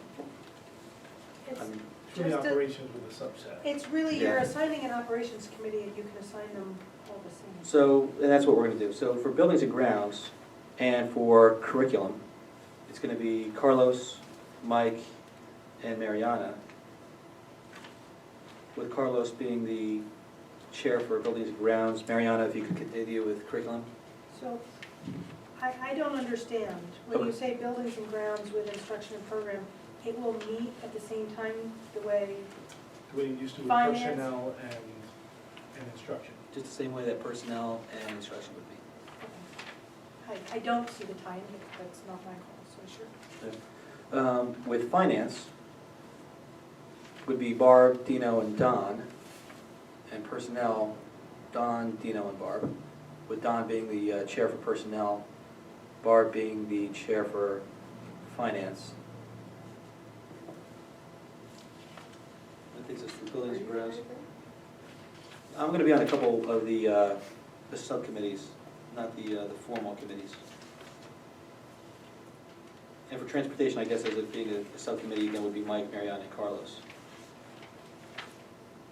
And again, I talked to Steve about this a little bit further, and I know, John, we want to try and minimize as many nights out in Denville, although the restaurants are great, as possible for you. Thank you. So I'm hoping that as we move forward, we can incorporate some of these committees to be via conference call or WebEx or video chat or some other coordinated remote function. Thank you. I'm sure Carlos can help you with some of that. A little. I could, but we have a manager of technology. Oh, we do, yes. Ms. Costanza could help us with that part. Going down the line, as we go down the list that's within the agenda, the representative to the Morris County School Boards Association, Mariana, you're already there, so I'd love to keep you there if we can. Okay. I'm already on the Ed Services Commission, and so I'd like to keep there. They serve a great dinner as well, as some of you know. Recreation Committee, Don, I know you're already there. Love to keep you there too, if we can. What's listed as Legislative Committee, which should be the Delegate Assembly. I was gonna say, if it can get changed for the minutes Right. to be delegate assembly. Okay. Dino expressed some interest, and he can go down to Trenton twice a year, I think it is. Yep, twice a year. MAC, the Municipal Alliance Committee. Carlos, you want to continue on that, if you would, please? Thank you. Mike, I know you expressed some interest in, I don't know if you're on Pride now, but you want to be on Pride. That'd be great if you could continue there as well. For the DEA negotiations, I think we have Don and Barb on there now, which I think is very, very important to keep. I'd like to add Dino to that as well, when he gets back into town. And for DAA negotiations, the three people who couldn't be on DEA negotiations, so myself, Carlos, and Mike, would like to have us on the DAA negotiations. Denville Foundation, Mike, I know you expressed some interest, we'll put you there, if that works for you. So the next two, I have written down some names, but I'd like to discuss for a quick second here. Barb had threw out a phrase that she uses at work that is similar to, we don't have a phrase for it, but what was the phrase you used about always having one person on? What buddies, and one old, one new. Yeah, one old, one new. These are really, really important committees. And as much as I've got names down on them, I think it would be a very bad thing for the board if we didn't all have some sort of exposure to security and to the board. I think one of the great things about going to board is certainly to work with our peer districts across the sending districts, but and I think that's a good thing for us to get some exposure. But I think the security part of it is very, very important. I don't know, Mariana, that you've been on it yet, or you have, I'm sorry, right? The security Yeah. committee? Yeah, and I wanted to talk to you about that. Yes, I was on it, I'm the one that created it last Right. year and put myself on it, yes. Right. I sent you the information. I don't believe that I think you have to recharge the committee. No, we can do that. I saw that, and I wasn't sure either, but that's something we can recharge if we need Maybe to. we can, discuss it, and if you want, you can recharge it, I think off the same words, just change create to continue and give a new ending. Yeah, I think I think we can do that. And we'll get to that in a second, I guess. But, so I wanted to get the thought of the board first, because we didn't get a chance to discuss this last meeting, about this idea of having some sort of coordinated rotation where, one person is moved out, one person's moved in, and then another person's moved out, another person's moved in. And with 3 people in the committee, we can effectively have 2 of the same people in every meeting. So 2 people in the former meeting could be in the next meeting. I don't know if you have any thoughts about that at all. Carlos, any thoughts down there? Don? That's fine, as long as it doesn't drive the chief crazy. I was gonna say, as long as you don't, it doesn't meet every month. No, I think it's once a quarter, right? Three times a year about? And maybe last 4? year, I believe, almost everyone on the board was invited to attend, because I know Carlos attended, Dave, you were invited to attend, Barb attended, John attended, and I attended, so 5 of the 7 board members, so I think we tried to get people in and out of there. Right, and I think that's important. I feel like if you can't make it, we can, at the very least, rotate somebody into that open spot if somebody's going to be missing it for one reason or another. For the, I guess for the record though, I'd like to put Carlos, myself, and Don on it for now. If you guys are okay with that. And for, Security. this would be for security. And, You wanted to run, I pretty much, I know, I pretty much took it over. I don't know if that was me or not, but it felt strange to me that I wasn't doing it, so I took it over. Do you want to run it the same way we ran it last year? I think you need to be in charge. I mean, that'd be my opinion, as a person who, I had to create it due to what was going on in the district at the time. We wanted it, the board wanted to see it happen. I think you need to. You're really the only person who can coordinate with all the district administrators and And it's running pretty well, right? We get I good would say attendance, and we it's- bring guests in, and I think it is good, as you said, with the buddy system and to rotate people in and out, just as long as the new person sort of absorbs in and doesn't slow it down. right, no, and I think so. And I think that I was speaking with someone about security, and I know that, one of the important things, certainly in executive session, to discuss the minutes or discuss some of the particulars that come out of security. Well, that So was that part the- of the charge. yeah. I don't know how well we did that. No, That was part of so that's something we'll try to work through as best as we can. But I think if we can inform one another about that for the next meeting, if somebody happens to go in with fresh, maybe they won't slow down too many things. But Steve, I wouldn't name a chair necessarily, I'd allow you to continue doing what you're doing. Agree with that? yeah, I mean, and I will share with you the agenda and my notes and all that with the whole board, like I Yeah. have been doing. We got some handouts too. Give you handouts, all that, yep. And then for board to board, again, I think this is a really, really important, and I think that every time I've gone, which is a few times or so now, Mary and I know you've been there a couple times, I think, I don't know if I went with you, Don, last time, or Carlos last time. It's really informative. I think in many cases, we get to see how much further we are, I hate to say it that way, than some other districts. I think sometimes we get some great ideas. A lot of times there's debate back and forth. Carlos is pointing to himself. Oh, we got a video now. Carlos pointing to himself as Denville I was being. thinking that, no, we, I'm pointing like to us. Right. We're generally the ones that are providing info, and people like, wow, you do that? Yeah, again, either 2 or 3 meetings that I've been there, every time they've looked at Denville and said, what are you doing? How are you doing it? And I know the last time, Steve, you were there when I was at, and I think that's exactly what happened, almost the entire meeting. Sure. We could probably stand in one corner and just let them shoot off questions at us. But nevertheless, Mariana, Mike, and Dino, if you guys could, Dino's not here, but if you all could be part of the board, I think it's really, really important for Mike and Dino especially to get a sense of what's going on in other districts, maybe to help with where we're at now. This, again, would be one of those ones where I think it's very, very important that, through the course of the year, especially if somebody's not going to be there, if one of us could make that up who isn't normally there. I think that would be great. I think people should always let you know as the president if they're not going to be able to be there so that you have the opportunity to find stuff. I would hope that, I appreciate that. The PTA liaisons, of course, Mariana, myself, and Dino. I know we already had, I think, 2 of them already. I think the Valley View and the. I apparently misspoke. Mr. Iantowska let me know that they moved their meeting. Valley View PTA has always been a moving target. It is tomorrow night.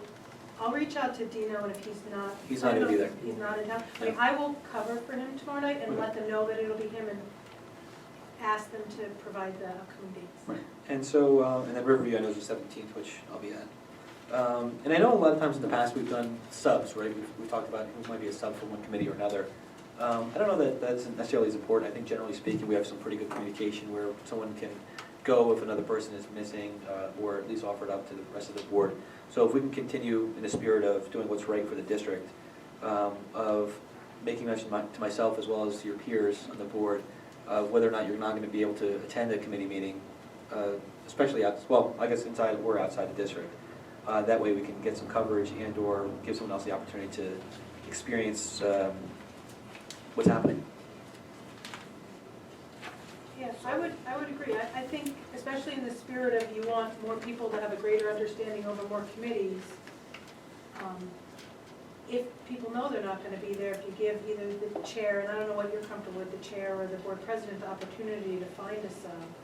That way people get exposure to more committees. Right. I think that's a very good thing. Yeah, I know, and one last, I guess 2 things. So I think that's great. I think certainly being able to tell the chair that their person's not going to be there, I think is important, right? So if you're comfortable with it being the chair, then I'm more that's, than happy with that, that's their that's committee, what they we can should work it. do. Yep.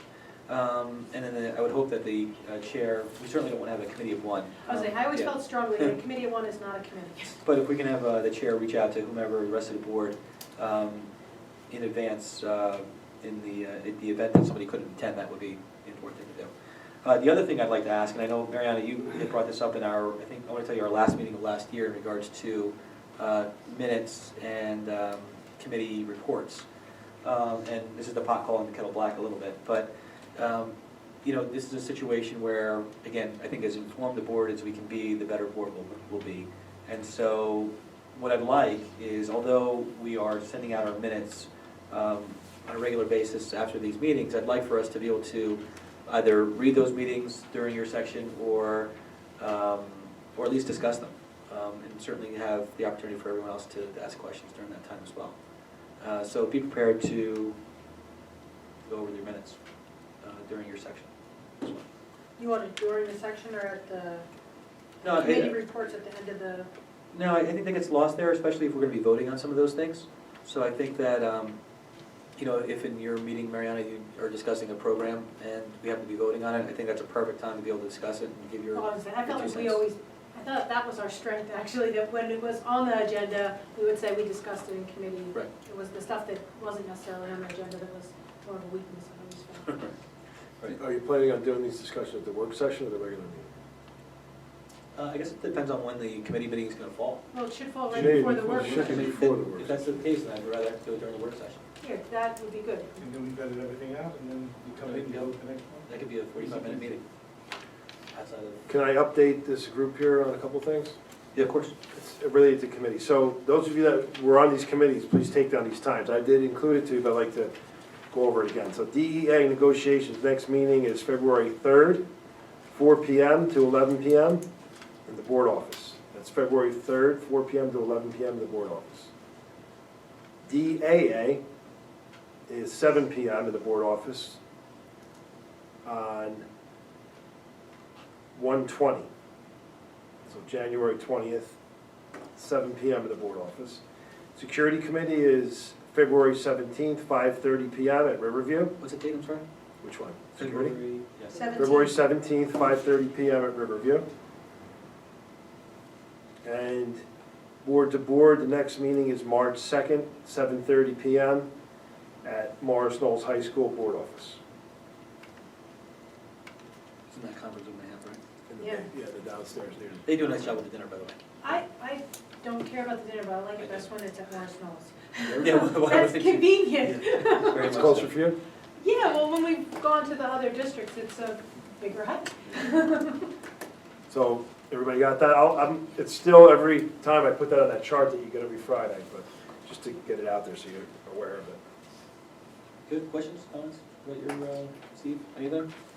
No, I think it's good. I would like to, I would really like to stress that some of these committees should be able to function just as well via conference call, video call, some type of through some type of electronic means to, you know, I don't mind so much for myself, but I'd like to keep some of my people who work with me out of the house as much as least as possible, considering, you know, we're there 7:30 to 6 every day, anyway, so I'd like to try to help that out.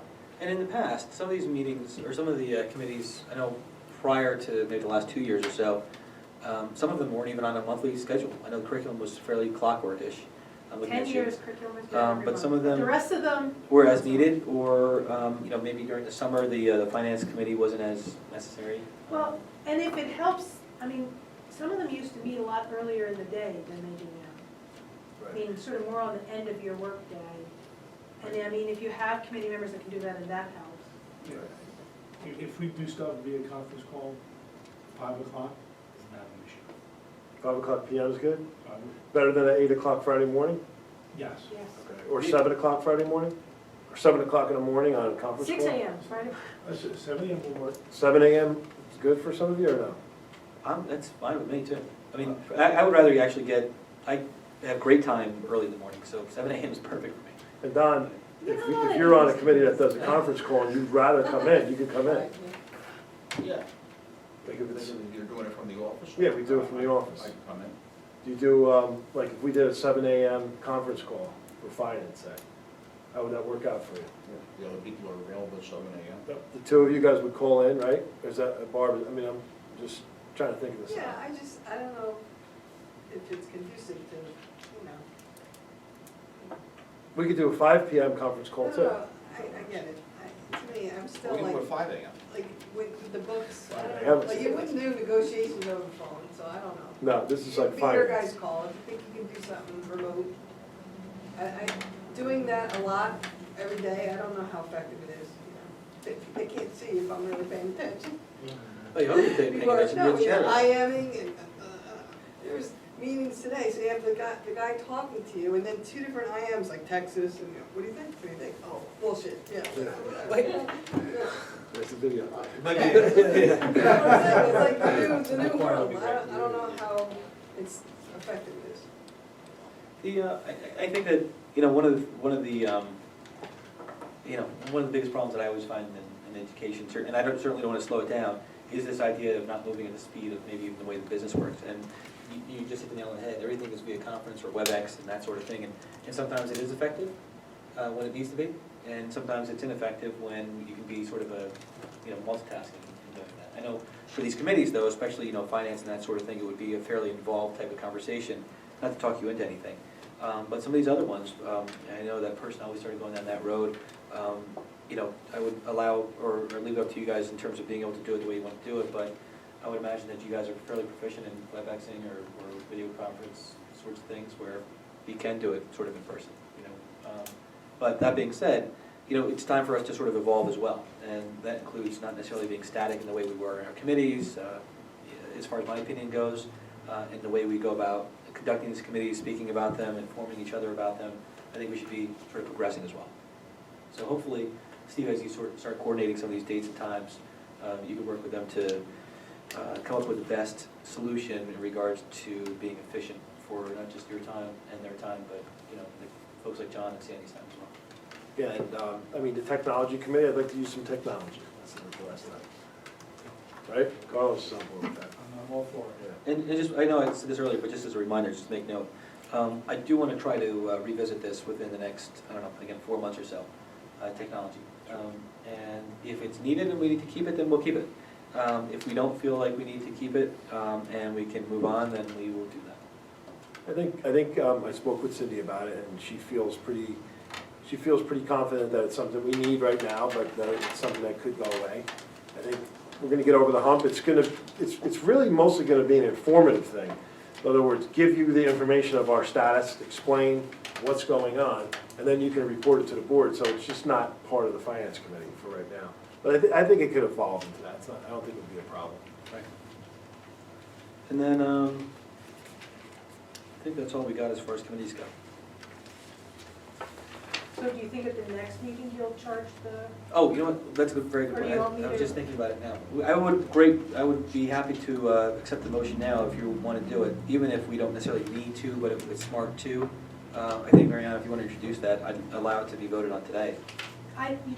that is a president's discretion, there is no vote. You want to charge a committee, you charge a committee. Then I am all for it, just in case. Do you want me to reread it? It's exactly the same wording that we used last year, only I'll change creating to continue. There you go. And instead of saying reassess after 7 months for continuation, I'll say reassess in December 2015. Why don't And we, because you can only charge in your time. so we'll take it through the end of the year, and then the next president can make that decision in January.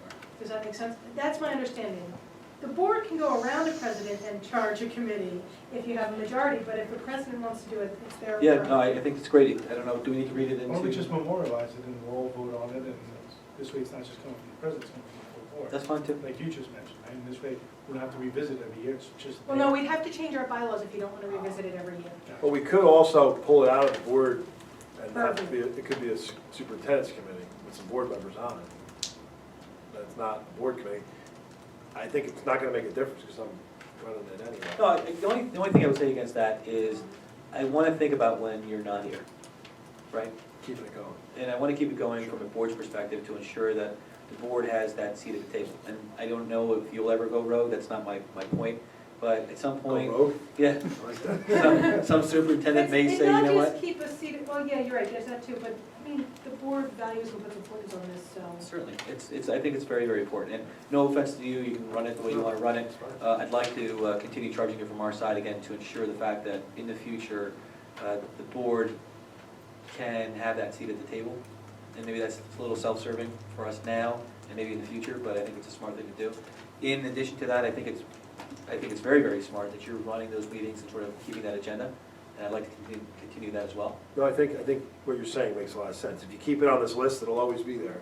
Who knows if I'm not here, you're not here, in a I don't know couple who's years, here. it just goes away. Right. you know? Well, So- yes, and maybe sometime during this year, we decide we wanna memorialize it into the bylaws. That's a formal committee, right? Well, we pull out technology, we push in security, maybe 5 months from now we look at it, but it won't matter if you've overcharged the committee. So I don't know how you want me to read this. The resolution to continue an ad hoc committee to develop and coordinate a plan to enhance the security of the Denville Township School District.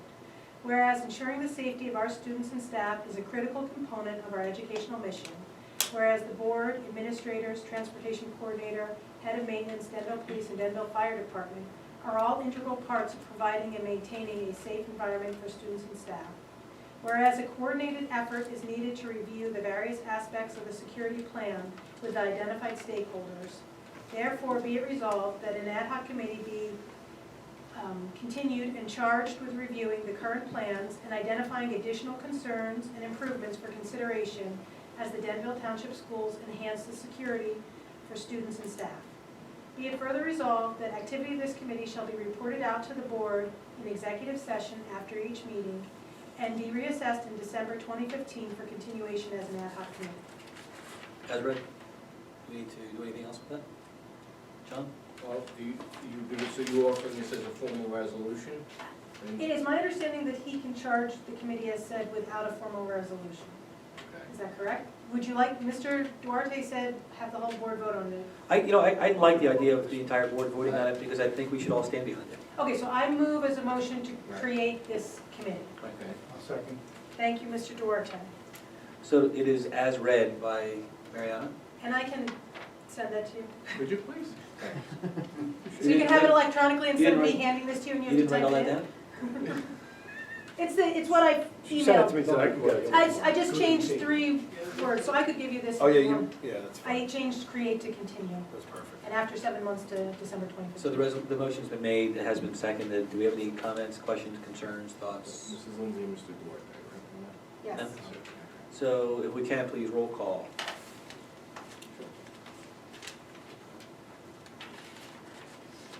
Okay, Mr. Anderson, Yes. Mrs. Lindsay, Yes. Mr. Cass? Yes. Mr. Duarte? Yes. Mrs. DeLuna? Yes. And Mr. Napoli? Yes. Give yourself a committee for another year. And I think it's great that, Mariana, you may be right in terms of moving it, but I'm glad we all Yeah. put our I names know behind it it. has like a security slant, but I really feel like the Office of Emergency Management, but like the flooding and all different. He's on it also, the fire chief is Fire also chief is the, OEM coordinator. Yeah, I feel like coordinator. it could go like into the, like different natural disasters, as Denville's known to have occasionally. Yeah, we actually, We have all the right people in the. yeah, one of the topics of the last meeting was the safety of the students at Valley View's drop-off. So really, maybe it's really like a safety security committee. well, it's like Just keeping a safety. safe environment for students. To give it a catch-all, that's fine. Yep. At the end of Just the like day, communication stream, when you have like, power outages and different things going, like, I think you could expand beyond security. I was just appointed by the town the other day as on the committee to, it's the hazard committee, the OEM committee for the town, those volunteers. cert, I think. No, it's because I'm the superintendent of schools, that if there was a flood or anything like that, I'd be involved. So I went to the reorg meeting and they appointed me as that, and we signed a paper and did the oath. Congratulations. Very good. Yeah, I know, I was happy. Okay, moving on. So we won't have committee reports this week. And again, this is something that I'd like to move to the beginning of each section when we get to the vote. So as opposed to having committee reports at the end, what we'll do is, as we get to finance, we'll say, Barb, can you give us your minutes from finance, or maybe you can give us conversation part about that. So, since we don't have committee Do we meeting need to minutes, change 164, 164, the bylaw? because it tells you the, what's on an agenda. Yeah, even though I guess he can change it at will, but. we can leave it on there, but I'd like you guys to speak about it during the parts. We don't have to go through changing anything. Yeah, I know we talked I think about we that just, last to help ourselves, we'll put where we're at. So, for example, personnel, it'll say report, committee report. And we can keep it at the end, and that's fine. Also keep it Yeah. as well at the end, and just, it'll be done earlier. We don't have to make our lives Okay. more difficult. Correspondence, again, I haven't seen anything come through. So I changed the correspondence a little bit, where if it was stuff that you've already gotten, I didn't put it in a folder again. If it was something like a person wrote a hard copy letter to the board, you'll get it. Other than that, it's all stuff you're getting. So what was happening before was, they were just giving all the stuff I was already giving you, again, in hard copy. If you want that again, I can do that, but it seems silly. No, it was distracting from the meeting. You know, Yeah. you get the correspondence full, you're thumbing through that, Yeah. you've got a conversation going on, you're not really Right. happily listening to and everything, and I found most of it. Right. Yeah. It's stuff that was on the agenda, so, yeah, unless it's something that's not on the agenda, you know, like you said, like a letter. Most of the time, I would scan a letter into it, and I would email it to you, so you get it. I think Don hit the nail on the head. I think a lot of times it could be distracting. I think it's the right word almost. Where you're trying to get through it because you know you're gonna vote on it in 5 minutes. Maybe even they didn't pay too much attention to what was there sometimes, I guess. Discussion items. So apparently we have something to talk about with the board office? So, this is what we decided last meeting, that we would keep this on there until we have a solution for it. I did share with you, like I said, I shared with you an assessment of the property from Bill Peer, who's a local realtor. I think he's one of the bigger realtors in town. I don't know if you got a He chance told to that do the that. board had been No, talking. okay, you were. I just did it He because I is saw the his thing on the A&P shopping cart. I was like, let me call Bill Peer. That's where I got I that hope from. he Yeah. confessed to being familiar with the property. Yeah. No, I did. So your assessment was the fact that his picture, his face was on the cart where the kids sit? I figured if that many, if you have that, if you can go out and get these things on the cart, you must, think of. But no, I did a little more research than that, but it was funny. That's what started. Where did the Just development started take it off. place? No, No. different. Different here. So what did you think of the assessment that was written? I thought that was interesting. In what I way? really did, because I'm almost It's positive worth they're the more than the same building. people And we that had we the went opposite out to opinion. before, Yeah. and this is Yeah. such a The totally opposite. different, but as you say, it's all in the way It's you the way ask you the ask for it. question. You know what's funny though, I tried not to do that. I said, look, I don't know anything, please It fill was me a in. very cozy little ad they put together on Yeah, did you see our that? quaint building, or however they put that. Yeah. It took me off guard that it could be the same people, this was such a different presentation. What did you get the last time? That it would. Level it and, It was worth It more would be worth with it more. out on there. Huh? yeah, Yeah. right, isn't that what they told us on? It would be worth more And- without the building on it. And that's Yeah, why, that's what they told remember, us do last you remember I time. told you that a long time ago? I said it's, we were told that we should level it because it would be worth more. That's The why we put property it in or the not. budget And that that's why way. we're gonna let people, if you want it, come take it and move it. Pick it up and move it, yeah. And pick it up and move it if you wanna keep it. Yeah, there was a whole discussion about that. Yeah. Yeah. So And here we are. maybe I should reach out to another person, get another opinion, see what they think. Well, you've already got another, There's gotta be another Same one guy, on Another the opinion, AAP. right, same person. What? Second opinion. There's gotta be another one on the AAP. I'll go to the ShopRite. See what's on there. No, we have a couple of, fairly successful realtors that live in town. Yeah, what's the, there's the It's Jeff Remax. Cifredella. Oh, Jeff Cifredella, yeah. Right. There's Remax. There's Remax. What's the Remax lady? She's all over I everything mean, I think what he put together is representative of what the current market is. It's just, are we looking to sell the property, or do we still have rental space over, I would have rather have any more real estate agents look at it, have a couple of builders look at it. I have Mike Viola. So- Asked it every day to take a look at it, but that's really gonna, how much would the builder pay for it, because the building. so before we get to that, is the question, are we looking to sell it and deassess the property from our, I think it's- I think we need to know exactly what it's worth before we make a decision whether to sell it or keep the property or knock it down and keep the property. I don't know from the building codes, how much of the old building has to be left to exempt it from some of the current codes? Is it like one wall or, you know, The 10 square feet of the building? I mean, what is it? The New Jersey State Code requires any time that an improvement is more than 50% of the existing structure, then you have to comply with present day codes. Okay. Well, I mean, there's two parts to this. Number one, I think it's a very good sort of opening in the sense that we got some sort of, you know, quote-unquote quote for, you know, where it may be headed. But I think secondly, I think it opens up the discussion about, you know, what do we want to do? And certainly, I don't think we're there, right?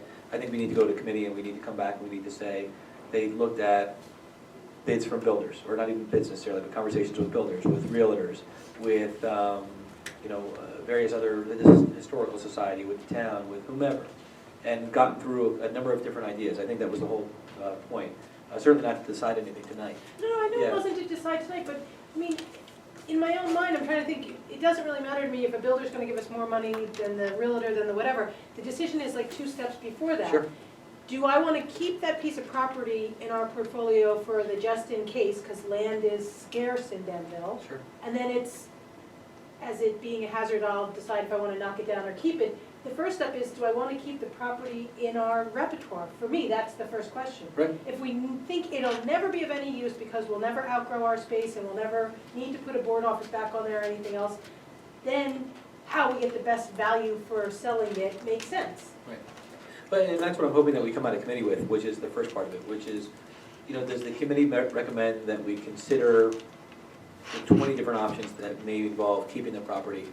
Or does the committee come out recommending that all of those options are not viable because it's not big enough for a basketball court or a park or another building or whatever the case may be? And so the committee thinks that the best course of action would be to try to leverage that property for And which something committee else. makes those, is gonna vet this? Well, I think It was clear to me before, but now it's not so I think it should clear. go through B and J. Yeah.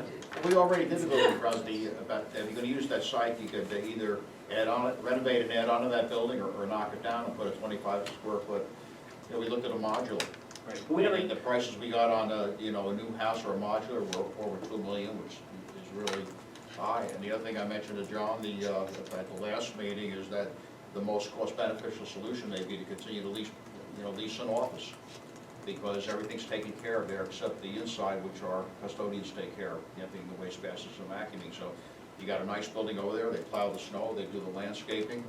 That may be cost less money over 20 years than building a new office someplace. And then that new office will be an old office like the schools, where you'd be pouring money into it over time. but that still doesn't get us to the point of, I think Mariana's point, which is still, which direction are we gonna head? And I Even think if that- that's our end game, then we still have to make a decision about do we keep the property or Right, not. because in its current state obviously isn't great. I thought John's point the other day was great, because he said, if you think about it, if you have to put $75,000 in the budget to knock it down, and you can remove that $75,000, that's a pretty big savings right off the bat. So if it's not really a viable property for anything other than an office, and that was what I was told, it's 0.86 acres, which is not big enough to do anything else with. Right, it's I had our only- engineers, I had everybody, you know, I'm not an expert in this, but I asked experts in the field, and they said, it's good enough to build a structure about the size of the structure you have now. And the cost was at least $1 million. It was 1.3 or something if we stick built it, and 1.2 if we did a modular. So, you know, we're bound by different rules than a house. I know you look at it, and you say, wow, it looks like a house, it's not $1 million to build a house, but you have prevailing wages, you have all kinds of fire things that you have to worry about, and handicap accessibility. So my thought is, now, this is something for the long future, right? Like maybe a future that I'm not involved in. But I think for us to set the tone and put this district in the right way, I just can't imagine wanting to spend $1 million to rebuild an office. I don't know if we get the town, you know, the taxpayer support to do that. Another thing would be, we have approximately 3 acres at Lakeview that you could build on. We also have another property with 20 acres if we needed a school. So we have a property of 3 acres at Lakeview School that does have possibility of having access to Birch Run, I think that's the road, right? That has that thing. We could build a structure there for a similar cost. So if this was like a 10-acre facility, I would never recommend selling, because who knows what the future holds, right? But for 0.86 acres, it's only gonna be good for an office. And if we're saying we have 3 acres at one of our schools already, that we could build a separate structure on the school and put the offices at our biggest school, so that our central administration is right there. I don't see the value in that particular piece for now. And I know it might not be a popular decision, it might not be a popular recommendation. John and I had the architect out. I mean, my first original thought was, hey, let's build some kind of a community center with the PAL. Let's build an office with some type of a community center in there. And the architect said, you just don't have the space, and if you did, you remember, John? You don't have the parking. It was like 3 million, 4 million, I think, it was $4 million for an elementary school-sized gym with offices in it. You know, it's just an amazing amount of money that you're talking about. So I think we have to go, I think obviously we have to decide, we have to have all these different discussions, that's why I wanted to put it on there. I think these are lively discussions, I think that we need to have some answers. What I will do is, I will do what you suggest, I'll ask a builder, I'll see what the builders think. I'll have another realtor give us an assessment of what it is. We're gonna speak to our attorney about how you actually do sell a property like this. We were saying, it's probably gonna have to be some type of a bid. Probably can't be like where you actually hire a realtor, and the realtor goes out and sells it like you do a normal house. It's probably gonna have to some kind of a public bidding process, like we did when we sold the computers, right? We sold $30,000 worth of computers, we had to do it that way. So I think there's a lot of opportunity here. And obviously, it's not gonna be so much money that we're gonna say, wow, this is gonna solve all of our problems, you know? But if you think about it, getting that off our rolls, not worrying about having insurance, you know, cutting the grass, paying for the phone bill, paying for some electric that we do now, there'll be some savings in that too. It's just not, it really isn't a viable property right now.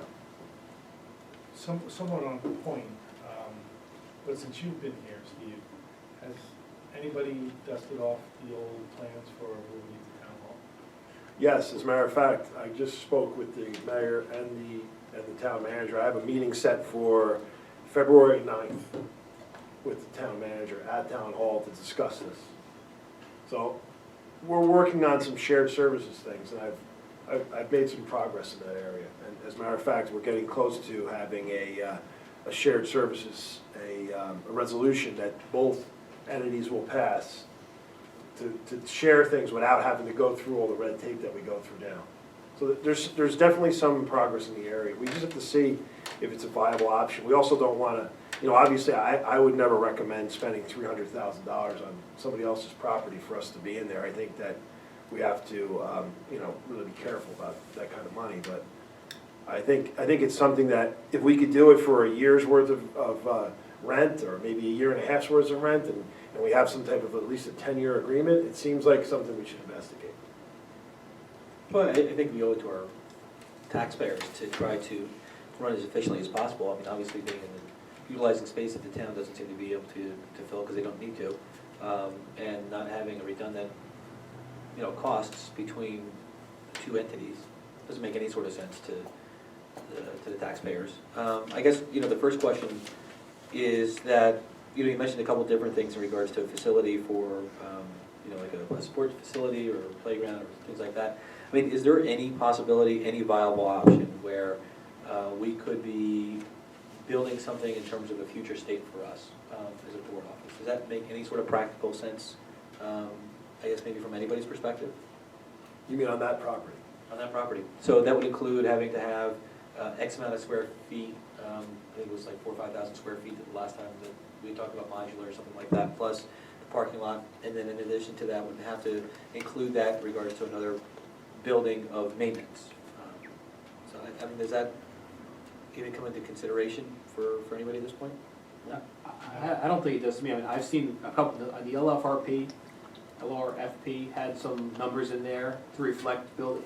Every number that I've heard from Steve and from John has been exorbitant to me to build anything on that property. And what I would suggest is that, and I think we mentioned this already, is getting all the stakeholders, and we don't even know, like the town, the Historic Society, in there to discuss it too. I know that may not be popular, meaning that people are not gonna be happy with our decision, but I think if they're involved, then hopefully they'll understand where our decisions are kind of going, whatever they may be down the road. But I just think it's important to get everybody involved, so everybody is kind of open and understands. I know we're putting on the agenda, which I think is great. We're recording the meeting, so hopefully people will take a look at it. But also getting those people to meetings that we're talking about that in particular. So I don't know if that's the B&G meeting or what it's gonna be, but I think that's important to get them involved too. I don't know who the stakeholders may be, if the town's even interested. I was in gonna talking say, I respectfully think we might need to get a step or two further down the road. We've already invited them in. We've had the Historical Society, we've had the mayor and town council members. At the time, you know, the council president came and everything. And then we don't take the next step. So if, I'd like to be somewhere close to, not set, because then you feel like you were invited in after it was all said and done, but I feel like we did that. We publicly noticed, we talked about it, we invited them in, they gave their plea, and then we sat on it and did nothing. So I don't want to make them come in and give the same talk, and I know it'll be new for some people and it will be recorded so everyone could hear it now, but at least let's do some of our own background so that, you know, when they come in, we have like all the pieces then before we make the decision. So then, again, along those lines. Maybe a month, you know. Yeah, so if I can make a suggestion, which is that, can we go through a committee, right? Go through our regular committee meeting and incorporate all the information that we've received from all the work that we've done over the last few years on it. Have the B&G committee really sit down and come through with, I guess, number one on the list, which is retain the property or not retain the property. And then we can sort of figure out directions from there, but at least come back to the next, or not this meeting, but maybe our first February meeting. And we can invite some of these other stakeholders like Mariana's talking about. We can discuss what the B&G committee had come to a conclusion of. We can discuss that. We can incorporate the stakeholders, whomever may or may not show up. So you want for the February meeting, as Mike suggested, invite the Historic Society and Well, I mean, before the board hears what the committee recommends. No, well, I think the board will hear it in our work session, right? And then in our second meeting, we'll have the ability for folks to come in and discuss it as well. So I think it would actually be a 2-week gap. In addition to that, we would have the board minutes. But I think we would be able to discuss the findings of the B&G committee and their recommendation. Obviously, hopefully, it will be vetted at that point, and we can, you know, maybe even be able to say, Steve, you know what, I think the board is ready to do this. And we can have the town council, whomever, come in at that second meeting, and people can either plead their case, agree with us, disagree, offer up other solutions that maybe we can reconsider as well, and then hopefully be able to move a little bit quicker. You know, at the end of the day, I think, I don't know if it was Mariana, certainly Don is talking to the point that, you know, we've sort of been down this road of talking and asking questions and getting quotes and doing all these other things, to the point of, it's almost ridiculous that we keep having the same sort of conversation. Yeah, we need to finally. Fish and cut bait. And at this point, I don't want to tie your That's so hands, much Steve. more I mean, flavor than and I'll tell you, what I feel the worst about is I feel like we're tying up your hands and John's hands. I mean, the idea that you have to somehow continue doing a lot of this stuff when the board may be ready to say, we're done, it doesn't make any sort of sense. So the sooner that we can have that meeting, have that discussion, invite the attendees, and come up with a conclusion, the better. And I actually think that cozy ad about selling it, I mean, may solve some of what was, you know, made the board more fractured. And I don't know where the board is now, you know, we have a different board, but, you know, selling it is different than knocking it down. Sure. Sure. And then, And again, knowing that if we ever decide we want to embark on $1 million building project for board offices, which I'm not saying I do, but if any board in the future ever does, that there's space at Lakeview, like you said, where it would be at least close to a school instead of literally, you know, close to nothing. Other than it was really convenient for me to have committee meetings there. the complete opposite side. But of if that, you're gonna yeah. make me do them all in teleconference, it doesn't really matter. Beauty of technology. Does that work for you though? Can we move a little bit quicker? I mean, this is moving a little bit faster for me. We're moving. Yeah, so I think if we can do that, you know, committee meeting, when that's set, you know, have that discussion, come back to our work session. Let's have a recommendation from the B&G, let's move through and have our So discussion. Start the invitations, and really, I mean, the town should of course be invited, but as I recall, you know, we were told that they don't really have a dog in the fight. No, well, that's fair, that's fair. But it's from the town Historic perspective. Society that you really wanna make sure that they know that we're gonna talk I've been about. speaking to Vito Good. a little bit. I shared something that he gave you about our established date of 1913, which is interesting. But one other thing I think what I'd like to do is have John call a B&G meeting in January. It doesn't matter, it doesn't have to coincide with the board meeting. Let's make decisions in that meeting Sure. of who we're gonna invite and when. And then let's discuss all the options, let's bring a couple options or even one option if we want to, if that's what the decision is, to the board. Have this lively discussion at the work session, and then at the public session the following 2 weeks later, we can, not gonna have a resolution on there, but I think we can narrow it down and actually have a direction. Right, and I think, we need to remember that as much as it's, board property, it has nothing to do with us, right? This is the taxpayers' property. And so we should invite all of the stakeholders as taxpayers as well. Oh, yeah, advertise it as such. Right, and so, this, I don't know if we're gonna get a turnout at all, but I'd like to be able to say, hey, we had this discussion, we had some conversations about it, we had resolutions and informed everyone we could possibly inform, and this is the best thing for the school district at this point. And we have to speak frankly too, we have to start using the word irresponsible. It's gonna get to the Sure. point where an abandoned building for 4.5 years, it's irresponsible. It's starting to deteriorate more and more. I mean, obviously, the good thing is, and I've said it a couple of times, we did empty the building. So our sensitive documents are no longer there. But, I mean, it's still irresponsible. The building looks horrible. It's getting worse, and there has to be something done. We can't just pretend it's okay. No, Mariana has said it many times, and again, I drive past it every day too. It is an eyesore. I would agree It is that a it's reflection on us. irresponsible, and that was, brought up several times, and when, the town had to remind us of our responsibilities. Oh, really? I Yes, didn't know that. yes. The other, the other piece of it though, I like to see the property go, okay, and the building knocked down. But, you're gonna get rid of a piece of the property that was an option to sign a new office on. And I think the prior architect came up with like a $750,000 house there, 2,500 square feet, maybe 2 levels, so I'm not That sold was on the knocking fact it that down, the right, Don? property's I not gotta find suitable our for an notes, office. Lakeview would be another option, but if you're gonna, put an addition on that building to house the Board of Ed, No, not an No, addition. standalone. Standalone building out Just the way by, that would. you know where that shed is? yeah. Across from the You could shed, build a building there. there's like 3.5 acres back Yeah, there. but you're gonna build another building.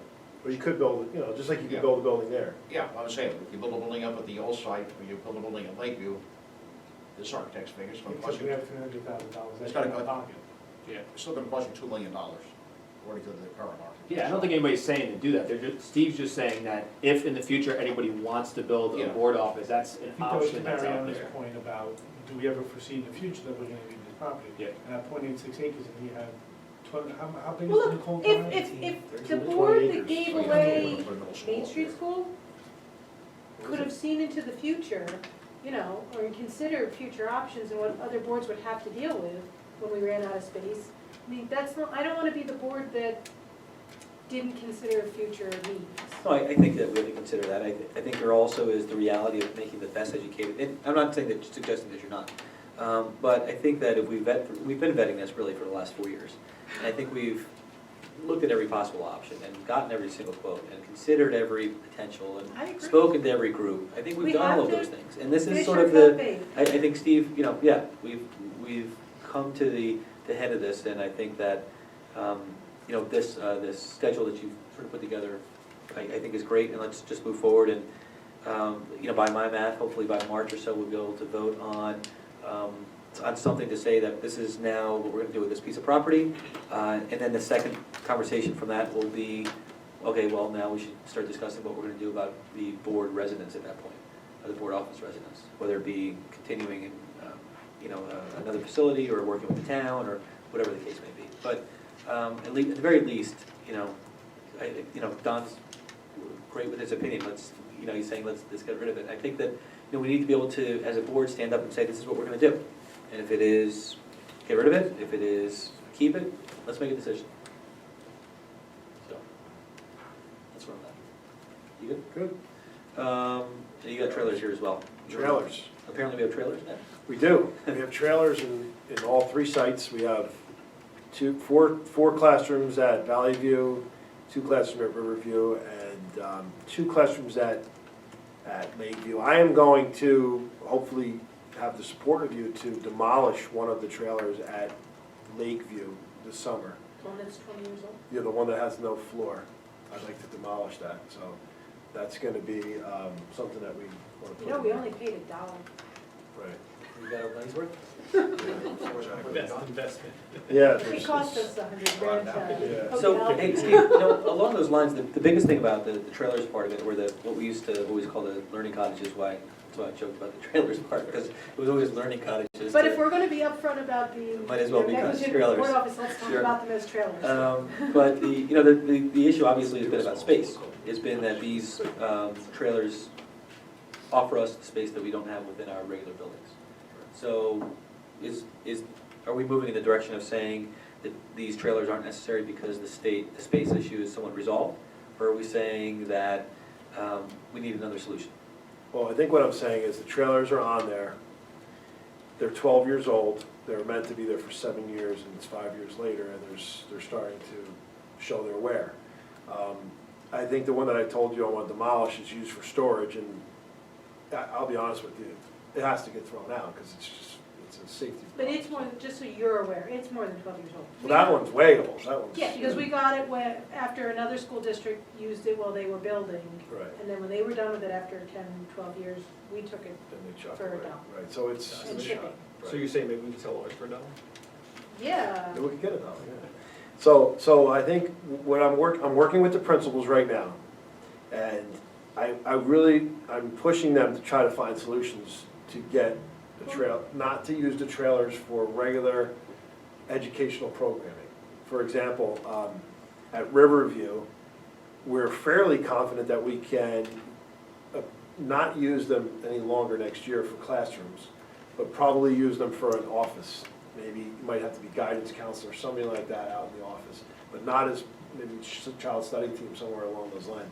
A conference room, maybe a faculty room, something like that. I don't want to demolish them because we haven't done, I know you did a demographer study, but I'd like to maybe have a shot at doing an updated one. I know it was not that old. I just don't, those things are really difficult to really. I was gonna say, I would like to see a new, it's been at least a year since we got that report on. Right. 2 years, I think. We did a full day year, we put it in the full year. Yeah, but I mean, I know last year we got a new report on when we thought just by decreased enrollment, we'll be out of the trailers. Right. Without any kind of, so I mean, it was coming soon before I thought, Right. It was soon if we didn't do the full-day kindergarten, it was a little bit further well, out. it was if- sooner You're without right, the full-day right. kindergarten. But- And I know obviously that, we're in the other pattern, but I think we would have been out of them already without full-day And kindergarten. so But it's now the Lakeview doesn't use them for a regular classroom, we use it for Music? instrumental instruction. Valley View, we're getting to the point where we feel like we may be able to move the classes out of there too, where teachers might have to share rooms, which is okay with me. In other words, if you teach 6 periods in one room, somebody else might come in there for the other 3, which to me is totally fine. But that person that comes in for 3 might have to go into another one for 3. That's just the way it is. And then So some teachers will go completely on a car. Right. And in the middle school, it's really very common, to be honest with you. I'm not used to not having that, actually, matter of fact. It's usually people who share at some point. So Riverview, Valley View, we feel like we're pretty close. I'm gonna iron it out a little bit tomorrow. And then, I think Lakeview, did I say, sorry, Lakeview, they're still gonna need it for another year or 2 for the musical instruction. But we don't want to demolish them, especially the ones with the sewer lines in them, because it can be costly to reinstall those. So, and we don't know what the future has in hold for us if we're going to need them again. But I think we have to start making serious, hard decisions on the fact that those trailers aren't meant as a permanent solution. They are meant for a temporary solution. Right. So they're at the point where, like for example, do we want to spend $30,000, $40,000 replacing the Carpeting. No. what's that thing I over want the them top? gone. The canopy at this school. Do we want to spend that kind of money on something that we're hoping we don't need anymore? But we also can't leave it so that it can fall and injure somebody. Well, there's also Sort of decisions. sort of the elephant in the room, which is that it's a security risk. It's there are health possible issues, Well, there's safety So issues. that's why I think it's really important to know, if we could be out in a year, it's a different decision than if we Correct. can't. Correct. And I think the idea of using it for maintaining it, I guess is maybe the right or wrong word, but utilizing it for some of those ancillary types of needs, right?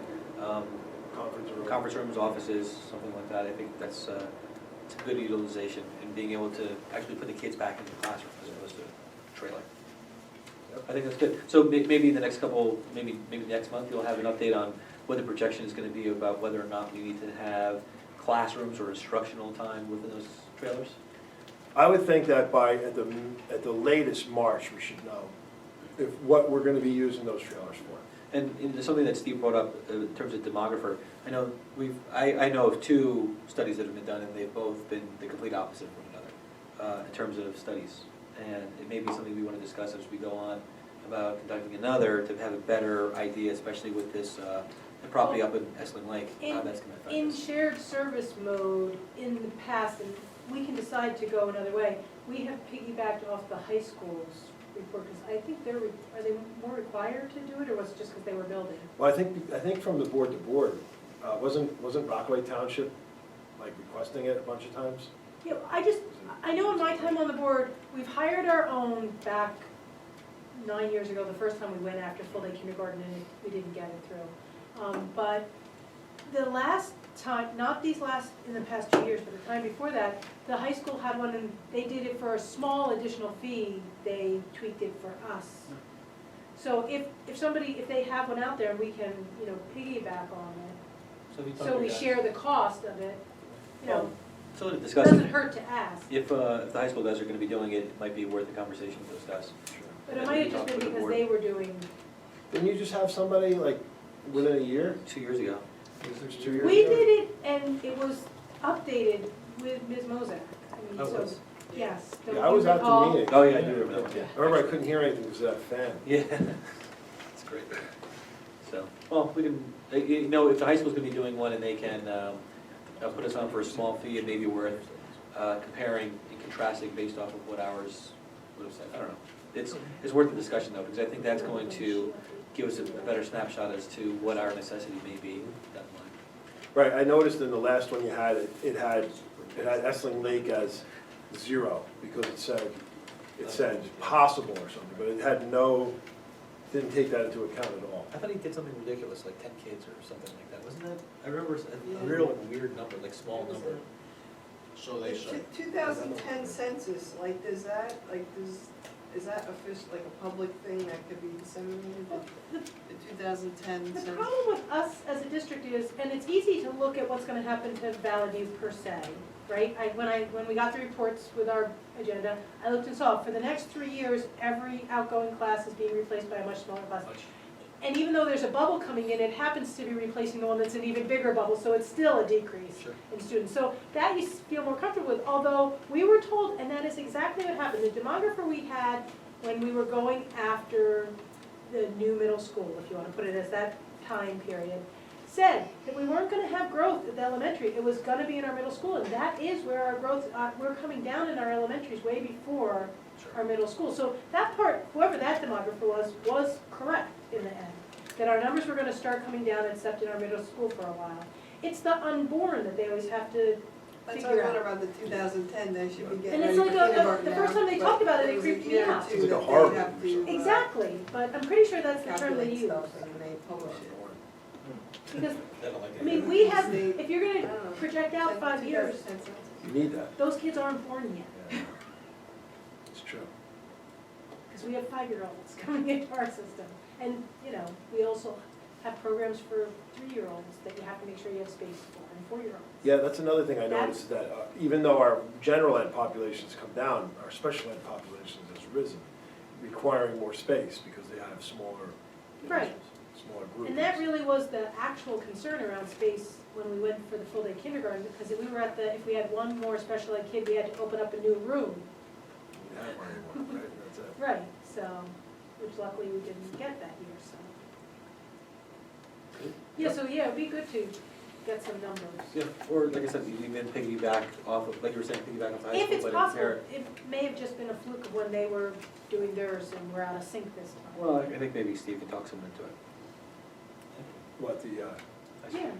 Oh, the high school. Yeah, he can find out. So, all right, so that's the board office, that's the trailers. Any other discussion items that we need in advance of going to public session? Any public comments? And the only other I have is, I did go to the Lakeview PTA meeting and I updated them on all our new facilities and new recordings and everything. So they're very happy about that, using our YouTube to come see us. I was Oh, they told did? today by Carlos, who is one of the people who viewed, that we now have 6 views on our YouTube channel for this particular, for our most recent meeting. For the reorganization meeting. And I said that Carlos was one, that Steve was one, No, that but John it was was one. only posted. So we may have had 2 I people. said, that was the question. Cindy watched it. Yeah, I watched it. That was the question that actually came up, and I reached out to Mr. Forte actually during the meeting to find out, because I had no idea how quickly the turnaround time is. And you said in the future, once everything's all It'll in be- place, it'll be yes. the next day. Is that this one? Is this gonna be quick, or is this still? This the should old? be faster. Okay. But that, up until then, so I mean, if it's only been a week from reorg, if it only went up 2 days ago, that's a pretty good view. Yeah, we should have it up the next day, right? Normally, Yes. she loads it overnight, and then in the morning, it's ready to go. Yeah, so that'll be fantastic. So, you know, what makes me wonder is that replaced the need for the cassette? I've still been bringing it, I because noticed it's only that. in the second meeting, but yeah, I would say we don't have to record audio anymore. You'll have to listen to the quality. The quality on the YouTube wasn't all that great, because some of the people spoke. Did some people have their microphones? And pointed the, up? yeah, and including the public, even though they had the microphone, that was very hard. to Some pick people up. didn't have the mic on that night. Hopefully it'll be better in this room too, right? I think with the lower ceilings, it should all be much better. Yeah. True. The audio on the tape recording from somebody who's listened to a recording is not very good to begin with, so. Oh, yeah, that's terrible. Okay, now we know. So, any other comments from the board in terms of this section? Carlos has got me that, given that, no, yes? Well, and Cindy, you're gonna look into a new system here, right? And I know we could do something where it ties right into that, the audio. We're gonna look into either enhancements to this or a new system altogether. Right now, you only have the 9 mics, so we don't even really have a legitimate microphone for the podium. So it's something we're looking into now. He was supposed to come this evening, but he couldn't make it. This is very soon gonna turn into something where we have makeup artists Yes. and microphones hooked up to us, and maybe one of those guys with the big microphone over our heads. He thinks he's joking around, you know me, right? That's what our high school graduation turned into. I'm making fun of you right now. Producer and a director, everything. It was No, nice. you look like you got some makeup on your This face. is gonna be on YouTube. Yeah, What's that? This whole conversation is gonna be on YouTube. exactly. Anyway, that being said, I want to, if there's nothing else, at 9:42, open up for public comments as well. Seeing none, we'll close at 9:42 and open for board comments. Board comments. I have none at this time. Don, anything? No comments. Barb? No, we have to find our notes on all this stuff, between the census and because I know it's in a pile somewhere downstairs. In a pile somewhere. But the costs were less, they were under $1 million, like maybe to save and then to demolish and rebuild with a prefab, but they weren't Yes, astronomical. it's in my old We gotta find our B&G notes. committee reports. There might be via email, you probably email them to us, we can probably go through Do the our homework archives. on that. Michael? Just that this weekend, Dino and I spent a wonderful weekend at the Princeton Marriott with New Jersey School Board Association, going through new board member orientation. Quite a long, exhausting weekend, but very rewarding. A lot of information, really well taken. So, you know, I'll probably try to shoot out some things to the board as it comes along that I remember on things that we got or pulled out of that weekend. So, but really a lot of information, a lot of new stuff happening at the school board. So pay attention to the stuff that's coming out from them. Very ruckus environment. A lot of Very people- exciting. A lot of people are realizing now they can't take pictures of themselves maybe drinking because now they're a public figure and all this other thing. Ariana, anything? No? No, thank you. All right, we will close board comments at 9:44. We do need executive session, yeah? Legal and personnel. Legal and personnel. Barb, want to move us to executive? I move that we convene an executive session to discuss legal and personnel matters. Any seconds? Second? Mike, votes is first, second. All in favor say aye, or yay? Yay. All right. Yay. All opposed? Nay, Yes. Keeping the tradition alive, thank you, Mariana. I did it just. The yeas have it. We are now moved to executive session But you have to at, ask any abstentions. oh, any abstentions? We are now moved to executive session at 9:45. Thank you so much for coming out tonight. Same